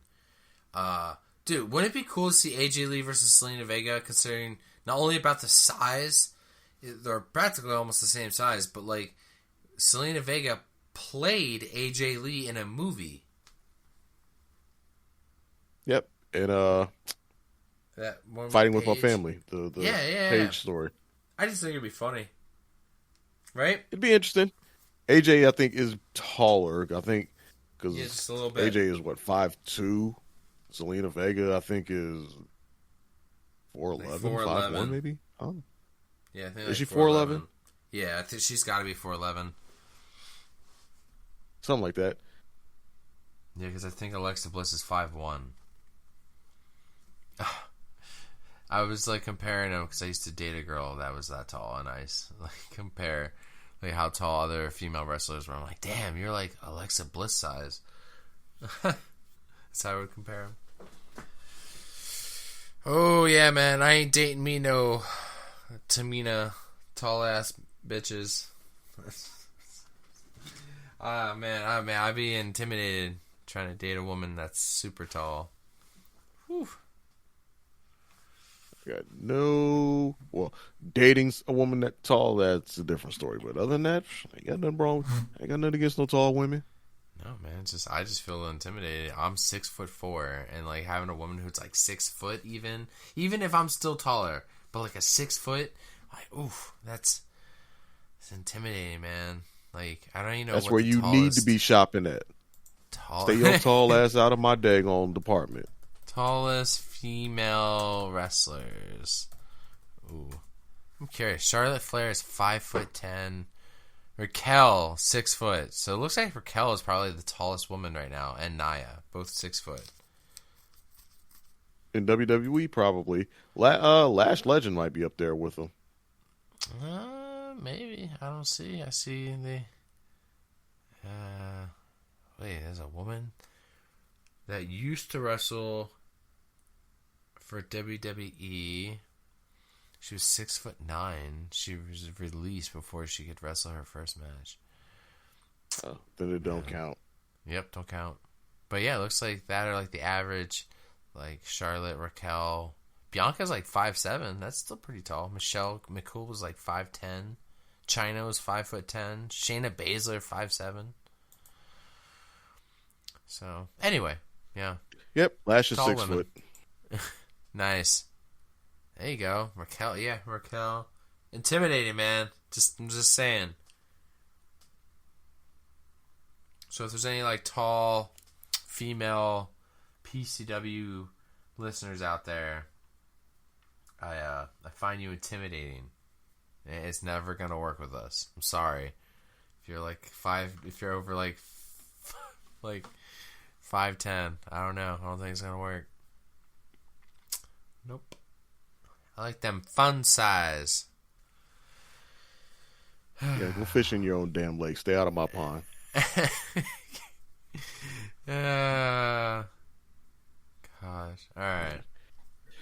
So moving on to the main event. We had Cody Rhodes facing Drew McIntyre for the WWE Championship. And what should have been a very good match, but it turned out to be a very disappointing match. Just because it was paint by numbers, played it safe. Nothing of note happened. Like, nothing about this match said major PLE main event, other than the fact that it was for the WWE Championship. This match could have happened on SmackDown. This match could have happened on Saturday Night Main Event. Could have been on any of those. But something like this, people expected more. And we didn't get it. It was just a standard match. Drew dominates. Cody comes back. Drew counters. Drew's going to kick him through the table. Referee gets in the way. Drew goes for it. Cody moves. Drew hurts his leg. Cody throws him in the ring. Crossroads. 1, 2, 3. Not even multiple crossroads. Just one.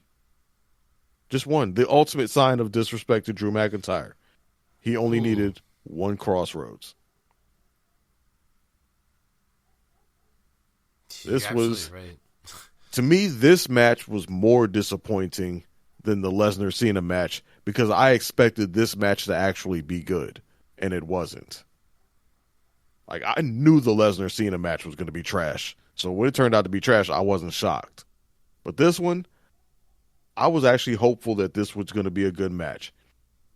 I talked about wanting this match to be the main event because it was for the WWE Championship and because of how good these two were, that I thought that they were going to be able to put on a banger of a match in the ring. And instead, we got a basic-ass match. So this was the biggest disappointment of the match, of the night for me. By far, this was the biggest disappointment. What were your thoughts?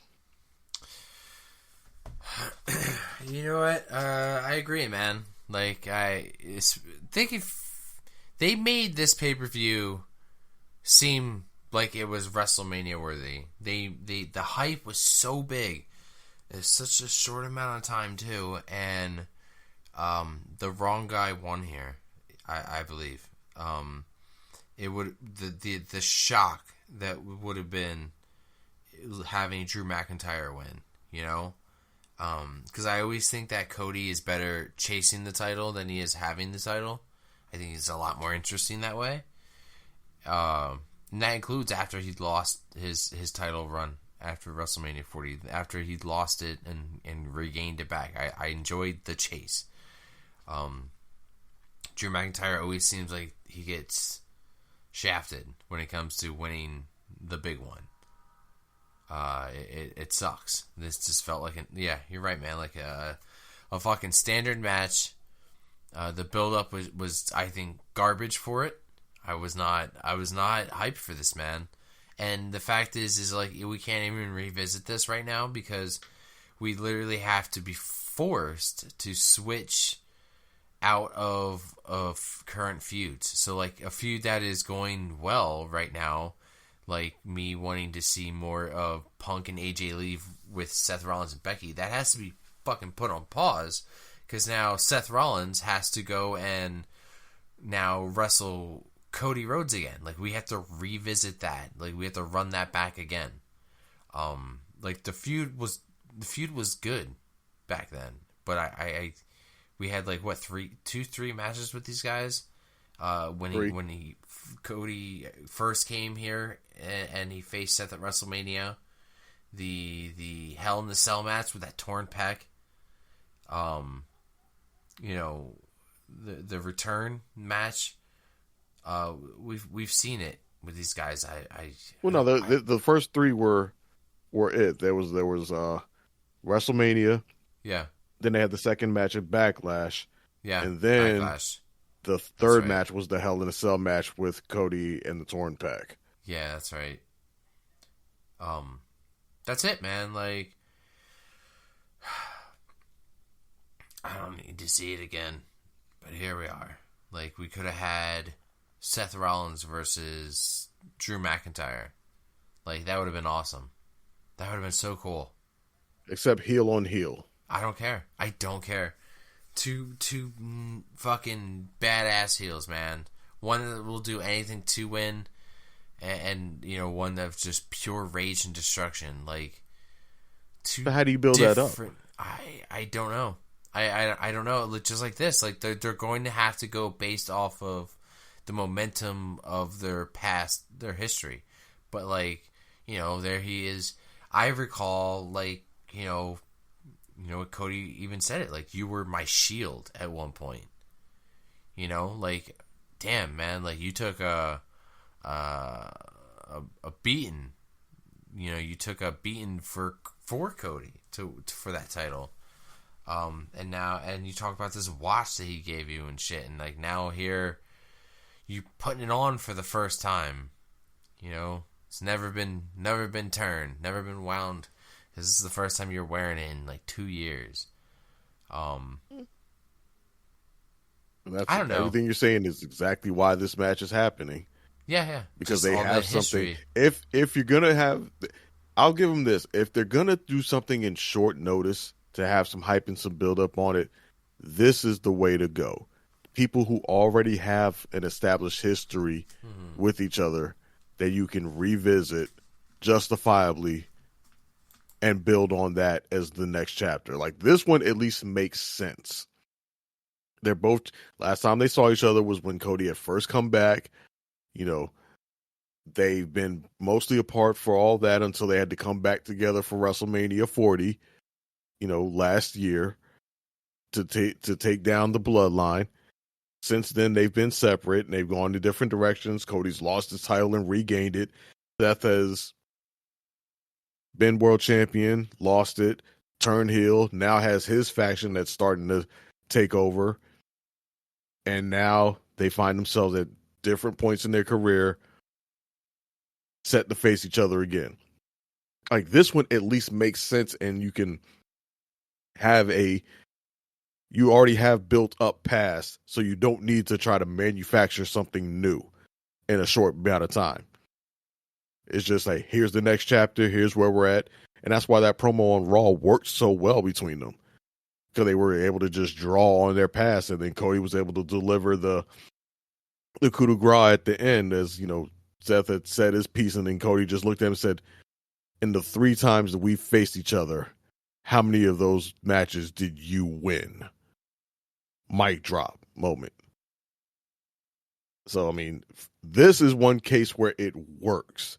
Amongst all the thrown together bullshit that they've been serving us in these, back-to-back PLEs in less than a month apart over the year, this is one where it actually is working. At least for right now. Because, again, they have the history. They have the past. Those two are so much tied together.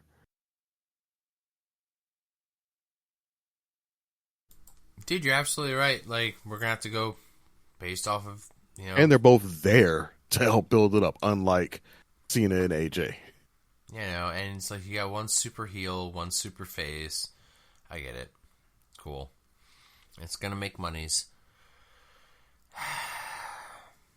Yeah, this one will at least, like I said, at least has justifiable cause amongst all the other matches that we have so far for the upcoming Crown Jewel. Cena and AJ announced on social media. Yeah, dude. One person going to be completely absent for the build-up. The other match, Tiffany Stratton versus Stephanie Vicaire, should be a great in-ring match, but they have zero, time up with each other. By the time Stephanie Vicaire popped up on NXT, Tiffany Stratton was already gone.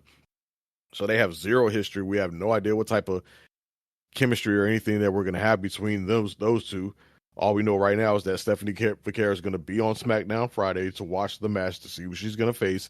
And once Stephanie Stratton eventually wins, we'll have Stephanie Vicaire probably come in the ring with the world title, and they'll stand face-to-face champion to champion, and that'll give us our, whatever moment for them their photo for social media and we'll go from there. But I don't expect much of a hype or build up for that match other than just champion versus champion.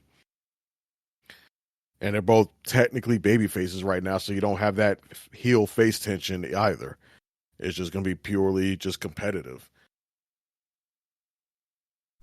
And right now, those are the only. Do we have any other matches announced for Crown Jewel? Let me look right now. If I scroll to the next pay-per-view, because actually the next pay-per-view is No Mercy this weekend, which I'll tune into. NXT, yeah. Oh, yeah, NXT. That will still be on Peacock. That will be in Fort Lauderdale, in Florida. Crown Jewel, which, by the way, is October 11th, 2025. Nope, those are only 3 so far. Yeah, but not bad. Not bad. In fact, AJ Styles, John Cena doesn't need to build up. Fucking running it back. Yeah. You know what? Now, supposedly, I think Roman Reigns was still scheduled to be at this PLE, so do we get a Roman Reigns comeback in the next couple weeks and something thrown together? We'll see. But I thought it was heard somewhere that Roman had been. Well, he's on the hype poster. But then again, so is Jade Cargill, and we don't know if she's doing anything, and so is Drew McIntyre. We don't know if he's doing anything. And so is Rhea. She's definitely going to be doing something because fucking Australia. So I'm going to go ahead and just throw it out there now that we're probably going to get Io Sky and Rhea Ripley versus Kabuki Warriors, Asuka and Kairi Sane. Oh, yeah, for sure, dude. I'd be willing to bet that a match gets made next week on Raw. So that's 4. So then a 5th match is probably going to be the dudes because we're not going to have, if it's a 5-match card, you're not going to have 3 women's matches and 2 men's matches. So the 5th match will probably be something. Mm-hmm. If it's Roman, then he'll pop up and they'll throw some shit together at the last minute. Or maybe we get something else. I can't see anybody on SmackDown having anything that's Crown Jewel worthy. Right. There's Bronson Reed's got to be involved in this somehow because remember he got left out of the Elimination Chamber last year because he was injured. And remember, Bronson Reed is from Australia. Mm-hmm. So does that mean he pops up in the main event match of Cody versus Seth, or do him and Bronson have another match of some sort? Does Roman pop back up and we get Roman and the Usos versus Bronson and LA Knight? Maybe. Who knows? We shall see. But we will figure all that out over the next few weeks. Last thing I do want to talk about on this Crown Jewel PLE, since we did discuss the fact that this is the first PLE in the new partnership between, or the new deal with WWE and ESPN, right, that you touched on earlier was the review from ESPN themselves. Go for it. The overall show, you mentioned that ESPN is, supposedly unhappy with it or what have you. They gave a review for the show on ESPN's website. They actually graded all of the matches individually, which they gave the EO Stephanie Vaquera match a B+. I think that was a little low. I think it was an A. Maybe not an A+, but at least an A, A-. They gave the tag team match with the Usos versus Division a C. Seems appropriate. CM Punk and AJ versus Seth and Becky, they gave that match a C. I think that's low. I think that match was at least a B for the entertainment factor. Right. Cody versus Drew, they gave that match a C. I'd say that's probably appropriate. C. I'd say maybe a C-. And they gave Cena versus Brock Lesnar a C-. Fuck no, that's way too high. That match was an F, in my opinion. Maybe I'm being too aggressive. Maybe somebody wants to be generous and give it a D, but a C- is way too high for that match. For that load of bullshit there, I'd have gave it a fucking F. Maybe. No, I say it back. I'll be generous. I'll give it a D just because it's not as bad as their, 2014 match where Brock Lesnar took John Cena to the Suplex City, where the whole match was basically, 8 minutes of German suplexes in an F5. Yeah, dude. That match was an F. So I'll give this one a D.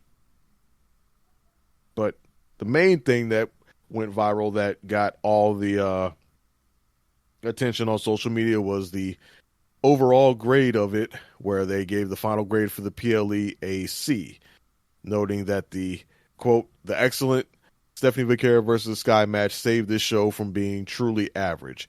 It was a phenomenal display inside the squared circle. Everything else was either underwhelming, the short Rhodes McIntyre match, or a setup for a future match, Lesnar dominating Cena. Hopefully not a future match. For a full card that promised to have epic moments, it fell a little short of expectations. You think? Now, to this point, people saying that this means that that ESPN is disappointed with the PLE, no, I don't think that's the case. Just like anything else, this article is the opinion of one person. It does not reflect the opinion of ESPN, the company as a whole. There's a big difference between the opinion of one writer versus the opinion of top brass corporate executives. So people need to keep that in mind. And when they say, ESPN was disappointed. No. This guy was disappointed. Yeah, that's true. This is just one guy's opinion. So if somebody's listening to this now and they're going to base their whole idea of like what WWE is based off of one guy's opinion, it's like don't base it off of like people like us. Like this is why if you're listening, this is why you're listening, because we're not getting paid by anybody to tell you our opinion. Like we're giving you our true fucking opinion and we're not sugarcoating it. Well, I don't think that this guy was sugarcoating it. I believe that this is his genuine opinion. But again, he's just a writer. Right. He is not the voice of ESPN, the company. The company probably doesn't give two shits about the quality of the PLE. They care about what money it brought in, what numbers did it bring in. Is it drawing people to the service? Is it bringing in subscriptions? Is it bringing in ad revenue? That's what they're going to care about. ESPN as a corporation, as a company, doesn't care that Brock Lesnar squashed John Cena. Right. The wrestling fan, the viewing fan, cares about that. And the author of this article for ESPN is the viewing fan. He's not ESPN executive.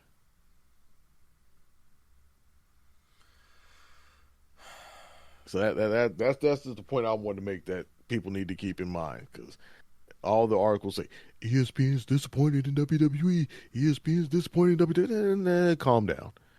Mm-hmm. It's one show that's not gonna far from telling the whole story of this relationship that's going to play out for years. You know. And then, of course, now, because of this, if Crown Jewel comes around and knocks it out the park, people are going to be like, oh, WWE reacted to ESPN's disappointment and they had to up the game, blah, blah, blah. No, again, even if that one's amazing, it's not a reaction to this one. This is a relationship that is that is going to be going on for years. ESPN's level of satisfaction or disappointment is not going to be told by one show or two shows or anything. It's going to be told over months, over quarters, over dollars, not match ratings.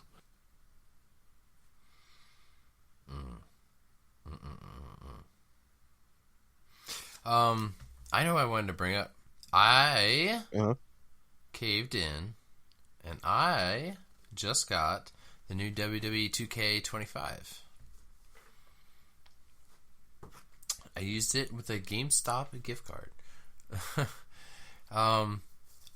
You know, it's so far I enjoy it. You know, I've spent like at least I swear to God, like 3 hours making my creative character. Like very detailed. But I was trying to, you know, I was thinking I was going to see if I can upload the PCW logo on there and put it on my character, put it on like a jacket or something. Start myself like a PCW, like a stable. Did you see TNA invaded NXT the other night? I did. I didn't watch the whole episode, but I did see the clips from it, and we got the triumphant return of Zack Ryder. Yes, it's awesome. Better known now as Matt Cardona. Dude, you know what's crazy is for months I've been thinking, like, you know, with the possibility of TNA maybe going up for sale, and I was like, they've done so much work with WWE, it would just make sense for, you know, them to just buy them out.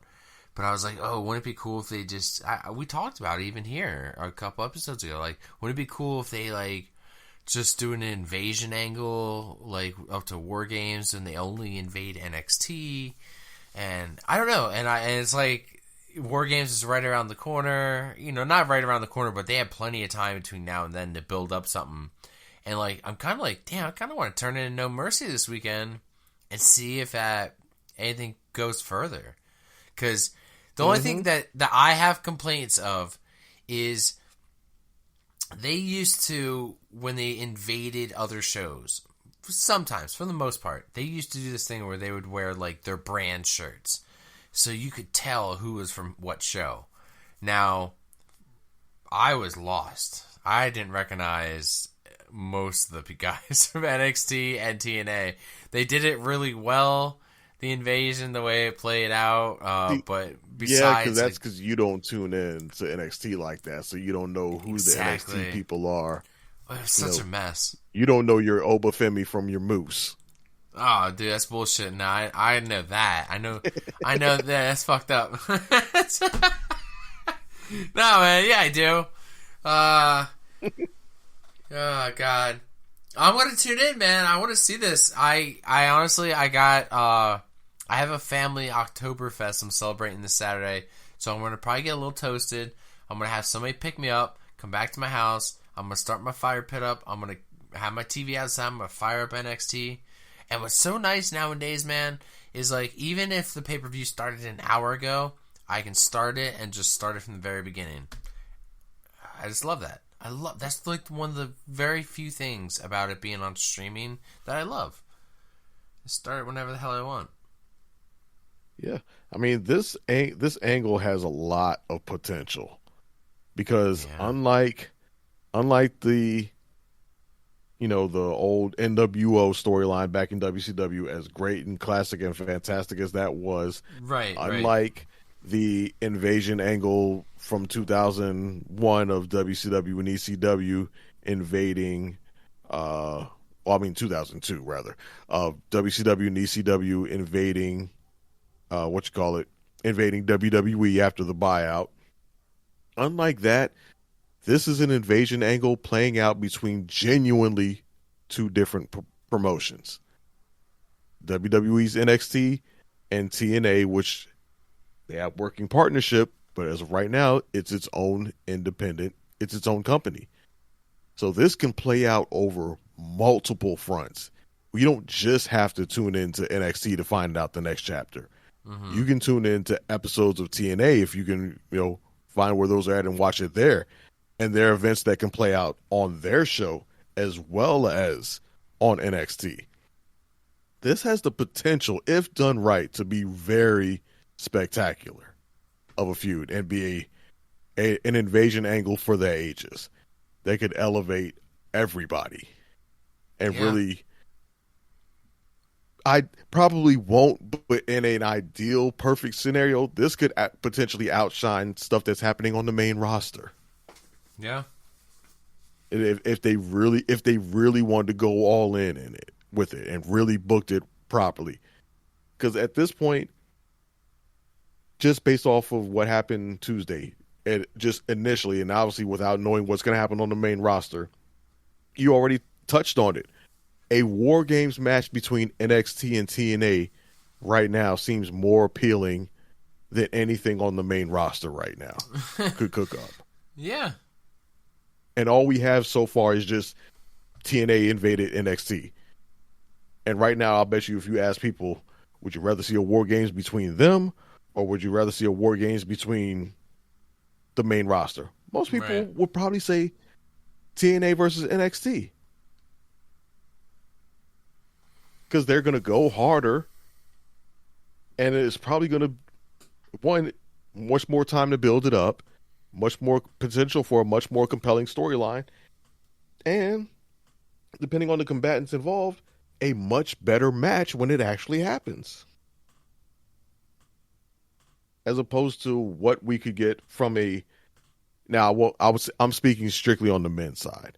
I'm not about to sit here and act like a women's NXT versus TNA War Games match would be better than what the main roster women are going to cook up in the E. Because nah. As far as the women go, the better wrestlers are still on the main roster.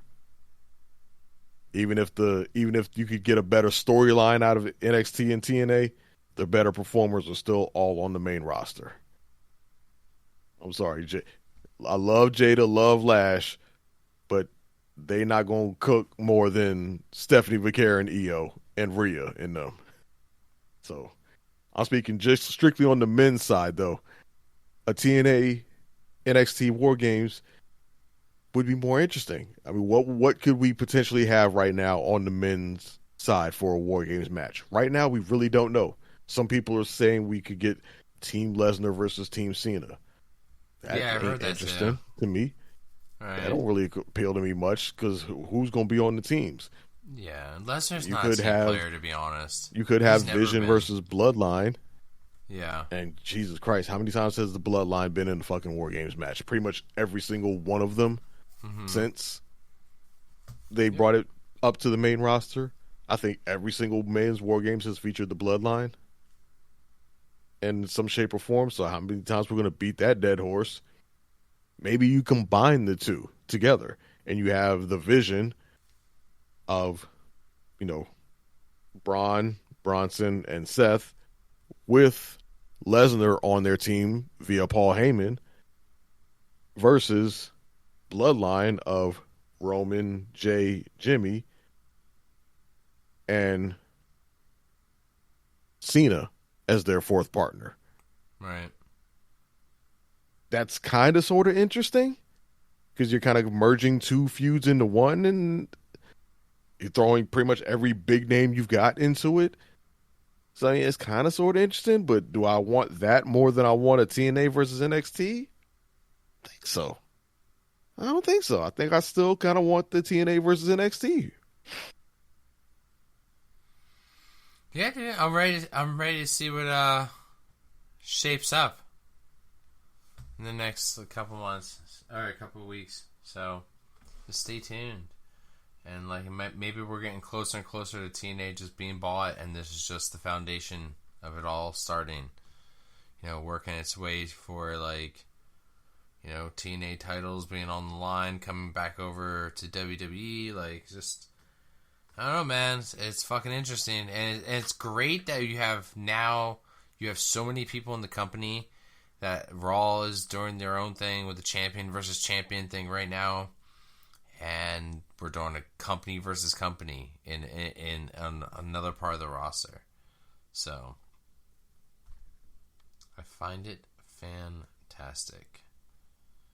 So, but the only other thing I have to bring up is I guess you and me can take a vote if you want to vote on the bracket, or unless you want to wait until we have Doyle on.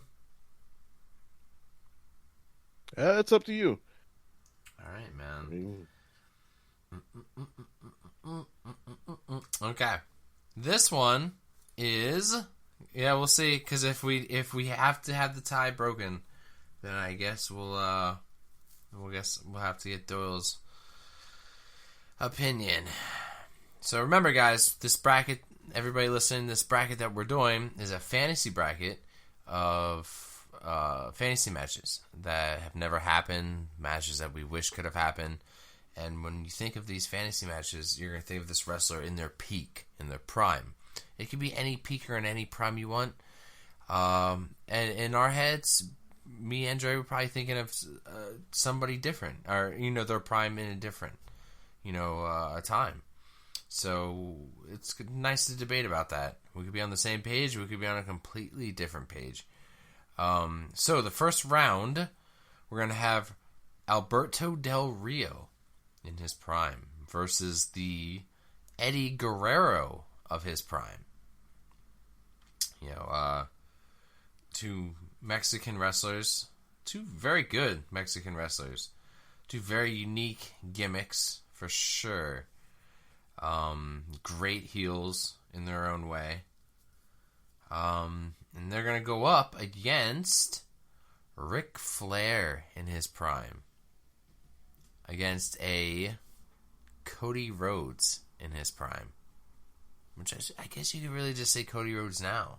Modern day Cody Rhodes versus the Ric Flair of his prime. Well, I mean, in some people's eyes, that could be him in WCW. That could be him when he's in Evolution. I guess everybody has their Nobody in their right damn version. mind thinks prime Ric Flair was Evolution. There's probably one guy listening right now going, "Hey, it's not fair, man." It's like, that was his best years. He was wheeling, dealing, limousine, and that person flying, is probably 19. Yeah. If they don't know of Ric Flair before then. Yeah. But yeah, man. What do you think, dude? Like Alberto Del Rio versus Eddie Guerrero in their prime, both heels, and you could even argue in that match Eddie could be the face. I could see things going like Eddie Guerrero defacing one of Del Rio's nice cars, having like a car show, like show off contest, like, oh, mine's is classy and beautiful, and yours is this garbage, lowrider, that I think that would have been fun, I don't know. I think it would have been a very interesting feud. And then Cody and Flair, man, like, just think of just the entrance alone, the robe and capes alone, man. I could see good promos. I could see definitely some very good promos being cut.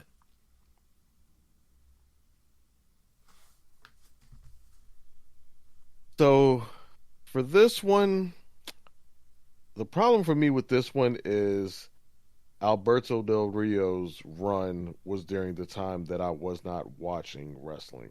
So, I don't have an opinion one way or the other or a gauge on what his prime was. Mm-hmm. Because he's, again, a wrestler that I have not watched. Obviously, Eddie, very familiar with his work. I would say you could argue Eddie's wrestling prime was you could argue his wrestling prime was when he was a cruiserweight in WCW. That may have been when he was like physically at his best. Even if he was a smaller, slimmer, faster Eddie Guerrero, but that man could fucking work. But his peak as a character was obviously, you know, lie, cheat, steal, you know, defeating Lesnar to become WWE champion was probably his prime as a character. So, you know, as far as which one of those I would rather see count in towards a match with Del Rio, man, it's kind of hard for me to say because, again, I'm not familiar with Del Rio's work, so I don't know what style would work better with Del Rio and make for a better match. And to a certain extent, maybe that argument exists for Del Rio. Maybe Del Rio's WWE work was one thing, but his actual physical wrestling prime may have been prior to him signing with WWE when he was still just working out of Mexico. He may have had a completely different style, maybe more lucha focused or what have you. I don't know. Then on the other side, you obviously have Ric Flair, the Nature Boy, which for me, Ric Flair's prime is WCW. Period. That is Ric Flair's prime. I would say prime Ric Flair for me is late 80s, early 90s Ric Flair. I think that was him at his prime. He wasn't old yet, so he could still pretty much do anything in the ring and take all the bumps in the world, and still had his athleticism about him, while being peak on the mic without being a parody, not at the point where he was becoming a parody of himself. Right. To a certain extent. So that's peak Ric Flair, and obviously peak Cody is Cody right now, obviously. So putting those two together, yeah, promo work would be excellent. Obviously, you'd have, you could maybe say that, Cody would be leaning on his father's legacy to a certain extent, or the storyline would be avenging his father to some extent, given how much they feuded together. But, that's some weird multiversal gymnastics shit you'd have to do to try to make any kind of logic sense. So won't delve on storyline, would just focus on, them beefing with each other and what the match and ring would look like. So when weighing those two against each other, which one would I rather see? Even not knowing anything of his work, I'm still going to lean towards Eddie Guerrero versus Alberto Del Rio as the one I would rather see. Just because I'm not familiar with his work, I still am aware of how good of a wrestler Alberto was in ring. I've heard of it. I've seen some clips here and there of it. Even without having watched a full-on match, I do know in ring Alberto was good. Right. And him with a prime Eddie would put on a phenomenal match. On the other hand, Ric Flair, as good as he was in his prime, in his peak, the big knock on Flair is that a lot of his matches are the same. Ric Flair did not show a whole lot of diversity in his matches. He could put on a good match. He can go 60 minutes with somebody. If I was to make an argument for picking Flair and Cody over Eddie and Del Rio, my only argument would be if Cody versus Flair was a 60-minute Iron Man match. If that's what it was, then I would probably lean Cody Flair. Yeah, I know. Then you start getting down to it's getting so hard that you're gonna have to get down to like, okay, now what kind of match are they gonna have? Because the match type really probably further along. As it gets further along and it gets more difficult, yes. But at this point, this early on in the bracket, it's pretty easy for me to pick Eddie and Del Rio over Cody versus Flair. Because like I said, Flair's matches, a lot of them are very repetitive in very much the same. Like, no matter who his opponent was, like, you can go back and look at Flair's matches in the late 80s and early 90s and look at matches he had with Lex Luger versus matches he had with Sting. And two different wrestlers, but matches were virtually identical to each other. Right. So that's the knock I'm going to give, and that's why I'm going to give the edge to Eddie and Del Rio, because I think those two in ring will put on a better match. Man, this is where we're gonna have a little bit of conflict, because I kind of really, really am leaning towards Flair and Cody. I think we're gonna need Doyle to break this tie. Oh God, that's awesome. I'm glad it's a little makes it hard. We need that third person. This is why we need a third person on the show today, because I knew this was going to happen. Tyler, I know you're listening. Man, this is exactly why I asked you. Because I knew this shit was going to happen. Oh, man. And you know what? Like, I have the matchups together, but I have them very mixed up. So I'm kind of randomly picking them. So, well, this is what you could do. You can submit this to Doyle. Let him record his thoughts as the tiebreaker, and then you can add it on to the end. Yeah, add it on to the very end of the episode. Yeah, add it it's on not to a bad the idea. before, I could ask him to do that tonight. Put the episode out a little bit late, but it'll be worth it. But oh shit, yeah, man. Other than that, I got nothing else to plug. I mean, I'm all caught up on Peacemaker. If anybody has been watching any John Cena Peacemaker, it's fucking great. I still have yet to start season 2 yet.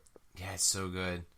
I am also watching season 2 of Twisted Metal that has Samoa Joe in it. Samoa Joe, fantastic in it. Yeah, check that out if you haven't. Never finished season 1. Listen, man. You gotta. It's so good. Not just that it was bad, it's just so much other stuff to watch. I know, dude. Seriously, like, if you go, I have so many streaming networks now, and like, I'm trying to watch as much as I can, get my money's worth out of it. You know, yeah, I feel ya. Especially this time of year, all my TV consumption is pretty much wrapped up in one of three things: wrestling, anime, or football. Right.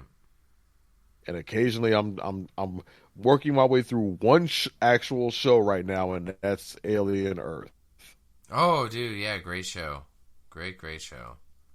Alien Earth. Yeah, I'm watching the same thing.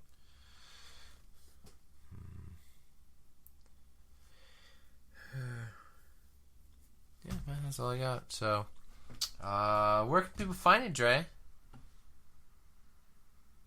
As always, in the Discord or Instagram.com/PCW podcast.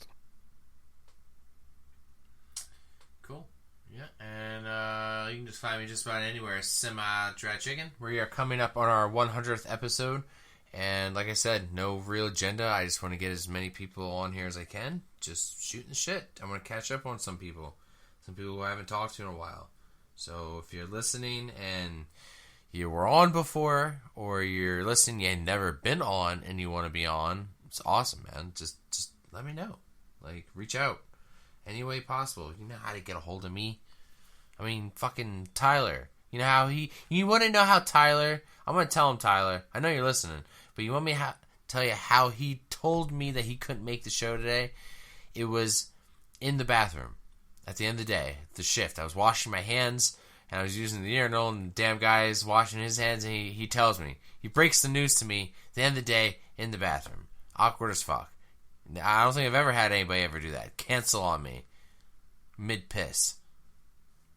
The fuck, man. That's where you should have turned and faced him midstream and be like, what the fuck? Yeah, what the fuck? What? Get back here. God. I'll just let everybody know Tyler did wash his hands before he left the bathroom. So, there you go, Tyler. Putting a good word in for you. Pal. So. Yeah, shit. Alright, on our way out, I'm gonna play this. Right.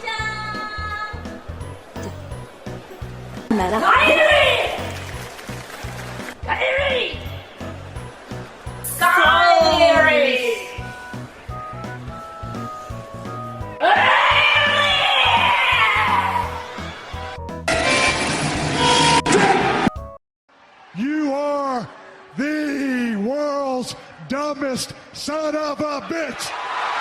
The fact that day in and day out, for almost 6 years, I have proved to everybody in the world that I am the best on this microphone, in that ring, even at commentary. Nobody can touch me. You are not ready for Oscar! Because the Street Profits are up and we want the smoke. You're next! Talk about your songs, talk about John 3:16. Austin 3:16 says I just whipped your ass. Well, let me tell you something, brother.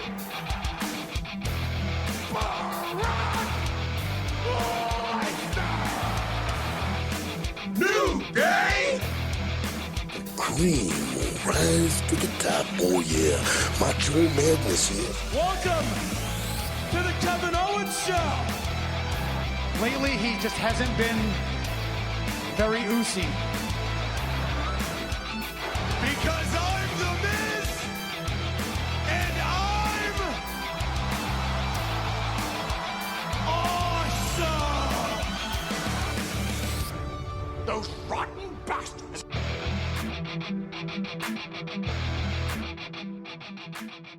Bye-bye, bitch.